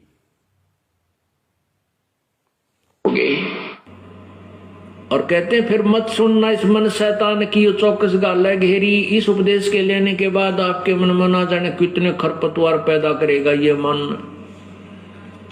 और इस नाम से दूर करने की, ये नाम से दूर करने की ही तो सारी कोशिशें पिछले 3 साल से 5 साल से ये पीले पर्चे भेज भेज के, नकली ऑडियो निकाल निकाल के, कभी राजनीति, कभी आरक्षणबाजी, कभी जाट, कभी किसान, कभी क्या, कभी कुपात्रों को दान, कभी जाटों को दान, कभी करणी सेना को दान। ये क्या है? यही तो वो टोटके हैं काल भगवान के। ये कौन करेगा? परमात्मा तो अपने बच्चे को भ्रमित नहीं करेगा कभी। परमात्मा तो कभी भी अपने बच्चे को अपने ज्ञान के विपरीत चलने की शिक्षा नहीं देगा। तो ये सारी विपरीत शिक्षाएं कौन दे रहा है? कोई सत्सेवक नहीं दे रहे भाई। कौन दे रहा है? सतलोक आश्रम मैनेजमेंट हरियाणा, आपका नामदान संचालक, आपका कोऑर्डिनेटर, आपका स्टेट कोऑर्डिनेटर, गुरुजी की बेटी, गुरुजी का भाई, यही लोग तो सब आदेश पारित कर रहे हैं ये भक्ति विरुद्ध। तो कौन काल का एजेंट है और कौन आपको इन काल एजेंटों से छुटकारा दिलवाने के लिए इस साध संगति के माध्यम से वापस परमात्मा से जोड़ना चाहता है? पुण्यात्माओं, अपने भाई बहनों की पहचान करो कि तुम्हारा अपना कौन है और कौन तुम्हारा भाई बहन बन के तुम्ही को काल का आहार बनाने जा रहा है। और इस नाम से दूर करने की भरसक कोशिश होगी, लेकिन कहते इस मन शैतान की फिर मत सुनना, सतगुरु के वचन के ऊपर पूरा दृढ़ विश्वास रखना। सतगुरु के वचन के ऊपर पूरा दृढ़ विश्वास रखना। सतगुरु का वचन क्या है? इन पुस्तकों में जो परमेश्वर ने लिख दिया वो सतगुरु का वचन है। इन सत्संगों में जो परमेश्वर ने अपने मुख कमल से बोल दिया वो सतगुरु का वचन है। फिर मत सुनना, सतगुरु के वचन के ऊपर पूरा दृढ़ विश्वास रखना। अब हम चलते हैं पुण्यात्माओं, ये बातें आपको ध्यान रखनी है। जो भूमिका परमात्मा ने पिछले 1.5 घंटे से बनवाई है सत्संग सुना के, ये आपको वाणियां ध्यान रखनी है कि गुरुदेव के एक एक वचन पे आपको अडिग होकर चलना है। संत वचन पलटे नहीं, चाहे पलट जाए ब्रह्मांड। गुरुदेव के वचन ही भक्ति की आन बान शान है। गुरुदेव ने जो हमें निर्देशित कर दिया, आदेशित कर दिया अपने मुख कमल से या इन पुस्तकों में लिख के या सत्संगों के माध्यम से, वो सतगुरु वचन है। जो नित्य नियम हमें परमात्मा ने दे दिया, रमणी दे दी, संध्या आरती दे दी, वो परमात्मा का वचन है और कोई वचन नहीं है परमेश्वर का। अब हम चलते हैं उस लेटर को लेके जिसके विषय में कहा गया था कि गुरु जी का आदेश है। इसमें लिखा भी हुआ है कि गुरु जी ने कहा कि जब भी आपका मन कभी भक्ति से विचलित हो, भक्ति में मन ना लगे, तो इस 8 पेज के लेटर को एक बार पढ़ लेना, आपका भक्ति में मन लगने लग जाएगा। अब इस 8 पेज के लेटर का परम पूज्य परमेश्वर सतगुरु रामपाल जी महाराज जी के तत्व ज्ञान आधार से पोस्टमार्टम करते हैं और उसके बाद में संगत स्वयं निर्णय कर ले कि इस लेटर को पढ़ने से भक्ति में मन लगेगा या भक्ति से मन उछल कूद करेगा। जय बंदी छोड़ की सतगुरुदेव जी की जय। ये लेटर आप सबके पास में आ भी गया होगा, क्योंकि स्पेशली इसमें लिखा हुआ है कि गुरु जी का आदेश है संगत के प्रत्येक भाई बहन तक ये लेटर जाना चाहिए। और इस लेटर में मंजू को भी स्पेशली आदेश दिया गया है कि मंजू जा जाके लोगों को लेटर पढ़ के बताए ऐसा कौन सा इसके अंदर अमृत झलक रहा है, ये अभी आपको मालूम पड़ेगा। इसलिए दास को इसके ऊपर विश्लेषण करना जरूरी हो गया। दिनांक 4/1/2021 सत साहिब परमेश्वर कबीर जी की प्रिय आत्माओं, सर्व संगत को दास का शुभ आशीर्वाद। सत्य पुरुष कबीर बंदी छोड़ जी आपकी भक्ति की रक्षा करें। पुण्यात्माओं, हमने केवल नीर खीर का निबेरा करना है। परमेश्वर कहते हैं, कहे कबीर सोए जन मेरा जो नीर खीर का करे निबेरा। हमें कोई मतलब नहीं है ये लेटर हिसार जेल से गुरुजी ने ही भेजा है या गुरुजी ने नहीं भेजा है, हमें इन बातों से कोई लेना देना नहीं है। ये लेटर गुरुजी का हो या ना हो, यदि इस लेटर में लिखी गई बातें यदि हमारे गुरुदेव के ज्ञान से मेल खाती हैं तो वो बातें हमारे को स्वीकार्य हैं, चाहे ये लेटर गुरुजी का हो या ना हो। और यदि इस लेटर में लिखी गई बातें यदि हमारे गुरुदेव से और उनके वचनों से मेल नहीं खाती हैं तो ये वो बातें हमारे को स्वीकार्य नहीं है, चाहे वो गुरुदेव की लिखी हो या नहीं लिखी हो। ये फिर हमने स्वयं निर्णय करना है कि हमने फिर किन बातों को आधार बनाना है, किन बातों पे हमने अमल करना है। हमें ये नहीं देखना कि इसमें जो भी कुछ लिखा गया है गुरुजी का नाम लेके सब हमने खा लेना है, नहीं भाई। गुरुदेव ने यही भक्ति मार्ग में बताया कि कहे कबीर सोए जन मेरा जो नीर खीर का करे निबेरा। हंस का उदाहरण दिया परमात्मा ने कि हंस किसे कहते हैं। सतलोक की जो आत्माएं हैं परमात्मा ने उनको हंस की संज्ञा दी है। और फिर गुरुजी ने बताया कि हंस क्या होता है। हंस के अंदर एक परमात्मा का एक एलिमेंट होता है, एक परमेश्वर ने उसको गुण दिया है कि हंस के आगे अगर तुम एक पात्र में आधा किलो दूध और आधा किलो पानी दोनों को मिक्स कर दो और हंस के आगे रख दो मिक्स करके, हंस के अंदर वो गुण है, वो केवल दूध को पी लेगा और कोई जानवर नहीं कर सकता इस सृष्टि में। केवल हंस के अंदर वो पानी को छोड़ देगा और दूध को पी लेगा, सच्चाई को ग्रहण कर लेगा, बुराई को छोड़ देगा, इसलिए उसको हंस कहा है। और उसके इसी गुण के चलते परमात्मा ने अपने भगत को हंस की संज्ञा दी है कि हंस गवन करते नहीं मान सरोवर छाड़, ये कौवे उड़ उड़ जाते हैं जो खाते मांसाहार। सतलोक की आत्माओं को इसीलिए परमात्मा ने हंस आत्माओं की संज्ञा दी है। और आज यदि हमें परमात्मा इस पृथ्वी लोक पे आके यदि हमें हंस की संज्ञा दे रहे हैं तो पुण्यात्माओं हमने हंस बनना पड़ेगा, हमने नीर खीर का निबेरा करना पड़ेगा। इस 8 पेज के लेटर में चाहे जेल से आया हो चाहे महेंद्र ने लिखा हो, हमने इसका पोस्टमार्टम करना है, हमने नीर खीर का निबेरा करना है, हमने सही गलत की परख करनी है। और फिर यह भी परख करनी है कि वास्तव में ये लेटर हिसार जेल से गुरुजी का है या नहीं है, या फिर हम लोगों को गुरुजी का नाम ले लेके भ्रमित किया जा रहा है। उसके बाद पुण्यात्माओं हमने बिल्कुल इन लोगों से दूर हट जाना है। हमारा इनसे किसी प्रकार का कोई रिश्ता नहीं होना चाहिए जब तक गुरुजी नहीं आ जाते हैं। आपकी श्रद्धा परमेश्वर की भक्ति दान सेवा में आजीवन दृढ़ बनी रहे ताकि आप इस दुखाले दुखों के घर काल लोक से निकल सको। असंख्यों जन्म आपको कष्ट पर कष्ट भोगते हो गए, अनेक जन्मों से परमेश्वर कबीर जी आपको भक्ति पथ पर लगाकर शुभ कर्म करवाते रहे हैं। अब आपका अंतिम जन्म है। ये सारी बातें सही हैं क्योंकि परमेश्वर सत्संगों में यही बातें बताते हैं और कोई भी परमेश्वर के सत्संग सुन के ये सब कुछ बातें बता सकता है। दास भी जो बातें आपको बता रहा है, जो आपकी आत्मा स्वीकार कर रही है, वो दास ने सतगुरुदेव जी से ही ग्रहण की है। ये मेरे दादाजी या परदादाजी का ज्ञान नहीं है। इस काल लोक में यदि आप मर्यादा में रहकर भक्ति दान सेवा करते रहे, यदि भक्ति दान सेवा कम भी बने तो इतनी हानि नहीं होती जितनी मर्यादा खंड होने से होती है। पॉइंट है, ध्यान रखना। इसमें कहा गया है यदि दान सेवा सुमरण कम हो तो भी चलेगा, लेकिन मर्यादा यदि खंड हो गई तो फिर बहुत भयंकर जाल है। बिल्कुल सत्य है, इस चीज को आप भी ध्यान रखना कि यदि मर्यादा खंडित हो गई, यदि गुरुजी के वचनों को आपने तोड़ दिया, गुरुजी के नियमों को यदि आपने तोड़ दिया तो फिर आपका नुकसान है। और फिर इसी लेटर में गुरुजी के वचनों की धज्जियां उड़ाई जा रही हैं, धज्जियां। फिर आप निर्णय करना कि इस लेटर में ऊपर जो बातें लिखी गई हैं क्या आगे चल के वो बातें गुरुदेव जी के वचनों से मेल खाती है नहीं खाती है। यदि आप मन लगाकर प्रथम मंत्र की 1 माला प्रतिदिन कर लोगे और 5 माला सतनाम व सारनाम की भी कर लोगे, यानी जब तक सारनाम नहीं मिलता तब तक सतनाम की 5 माला और सारनाम मिलने के बाद सारनाम की 5 माला मन लगाकर एकाग्रचित्त से कर लोगे, दान सेवा मन लगाकर सामर्थ्य से अधिक करो और मर्यादा में रहो, तो आप सतलोक में बैठे समझना, कोई दिक्कत नहीं। यह दास रामपाल दास, यानी स्पष्ट हो गया कि लिखने वाला संत रामपाल जी महाराज है मैनेजमेंट के अनुसार, क्योंकि यहां गुरु जी का नाम ठोक दिया इन्होंने। यह दास रामपाल दास पुत्र स्वामी रामदेवानंद जी महाराज का वचन है। ब्रह्मांड पलट सकता है, सूर्य पश्चिम से उदय हो सकता है, परंतु दास का यह वचन नहीं पलट सकता। यह पॉइंट है, इसको ध्यान रखना। यहां गुरुदेव कह रहे हैं, हम इसको गुरुदेव का ही लेके चलेंगे तभी हम इसको समझ पाएंगे।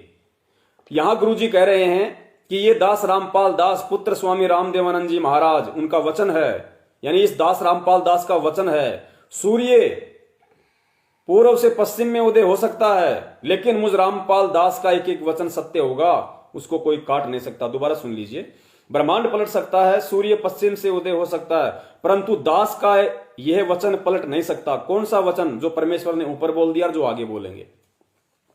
यदि अधिक नाम जाप करोगे तो बहुत अच्छा है। ऊपर बताए तो पास मार्क हैं। वजीफा यानी मेरिट के लिए घना स्मरण करना पड़ता है, यह भी ध्यान रखना है। विश्व की 7.5 अरब जनसंख्या में से एक दास के पास ये सत्य ज्ञान व यथार्थ मोक्ष मंत्र मिले, सही बात है। नामदान का आदेश हुआ, बिल्कुल सही है। यह कितनी अद्भुत बात है। आप बच्चे हो, कभी ऐसे विचार नहीं करते, आप तो अपने को ही नहीं पहचानते, दास को पहचानना तो आपके बस की बात नहीं है, बिल्कुल सत्य है।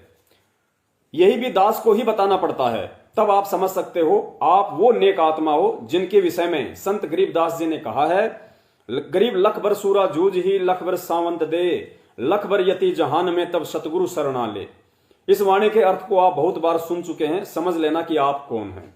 अब आपको सतगुरु जी ने शरण में ले लिया है, इस अवसर को चूकना मत, नहीं तो गरीबदास ये वक्त जात है रोओगे इस पैरेनु। ठीक है, दास कौन है यह भी संकेत दास ने ही देना पड़ेगा, जिसके विषय में परमेश्वर के लाल संत गरीबदास जी ने निम्न वाणी कही है, गरीब तत्व भेद कोई ना कह रे झुमकरा, पैसे ऊपर नाच सुनो रे झुमकरा, कोट्यो मध्य कोई नहीं रे झुमकरा, अरबों में कोई ग्रक सुनो रे झुमकरा।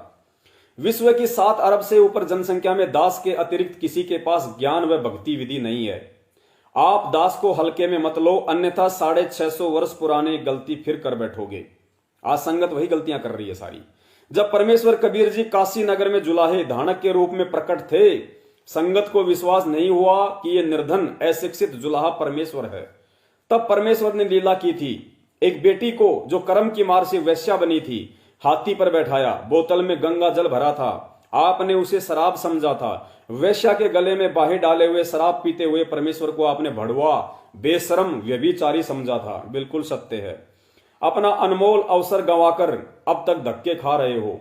पहले वाली भूल से शिक्षा लेकर सतर्क रहना। परमेश्वर कबीर जी ने वर्तमान में आपके लिए ऐसे उपकरण टीवी चैनल व मोबाइल में बनवा दिए हैं जिनसे आप सत्संग सुन सको। घर बैठे सफर में कभी भी ज्ञान सुन सकते हो। ज्ञान 1 नंबर का दास ने आपको बता दिया, फिर भी आपकी बुद्धि विकसित नहीं होती है तो दुर्भाग्य की व दुख की बात है।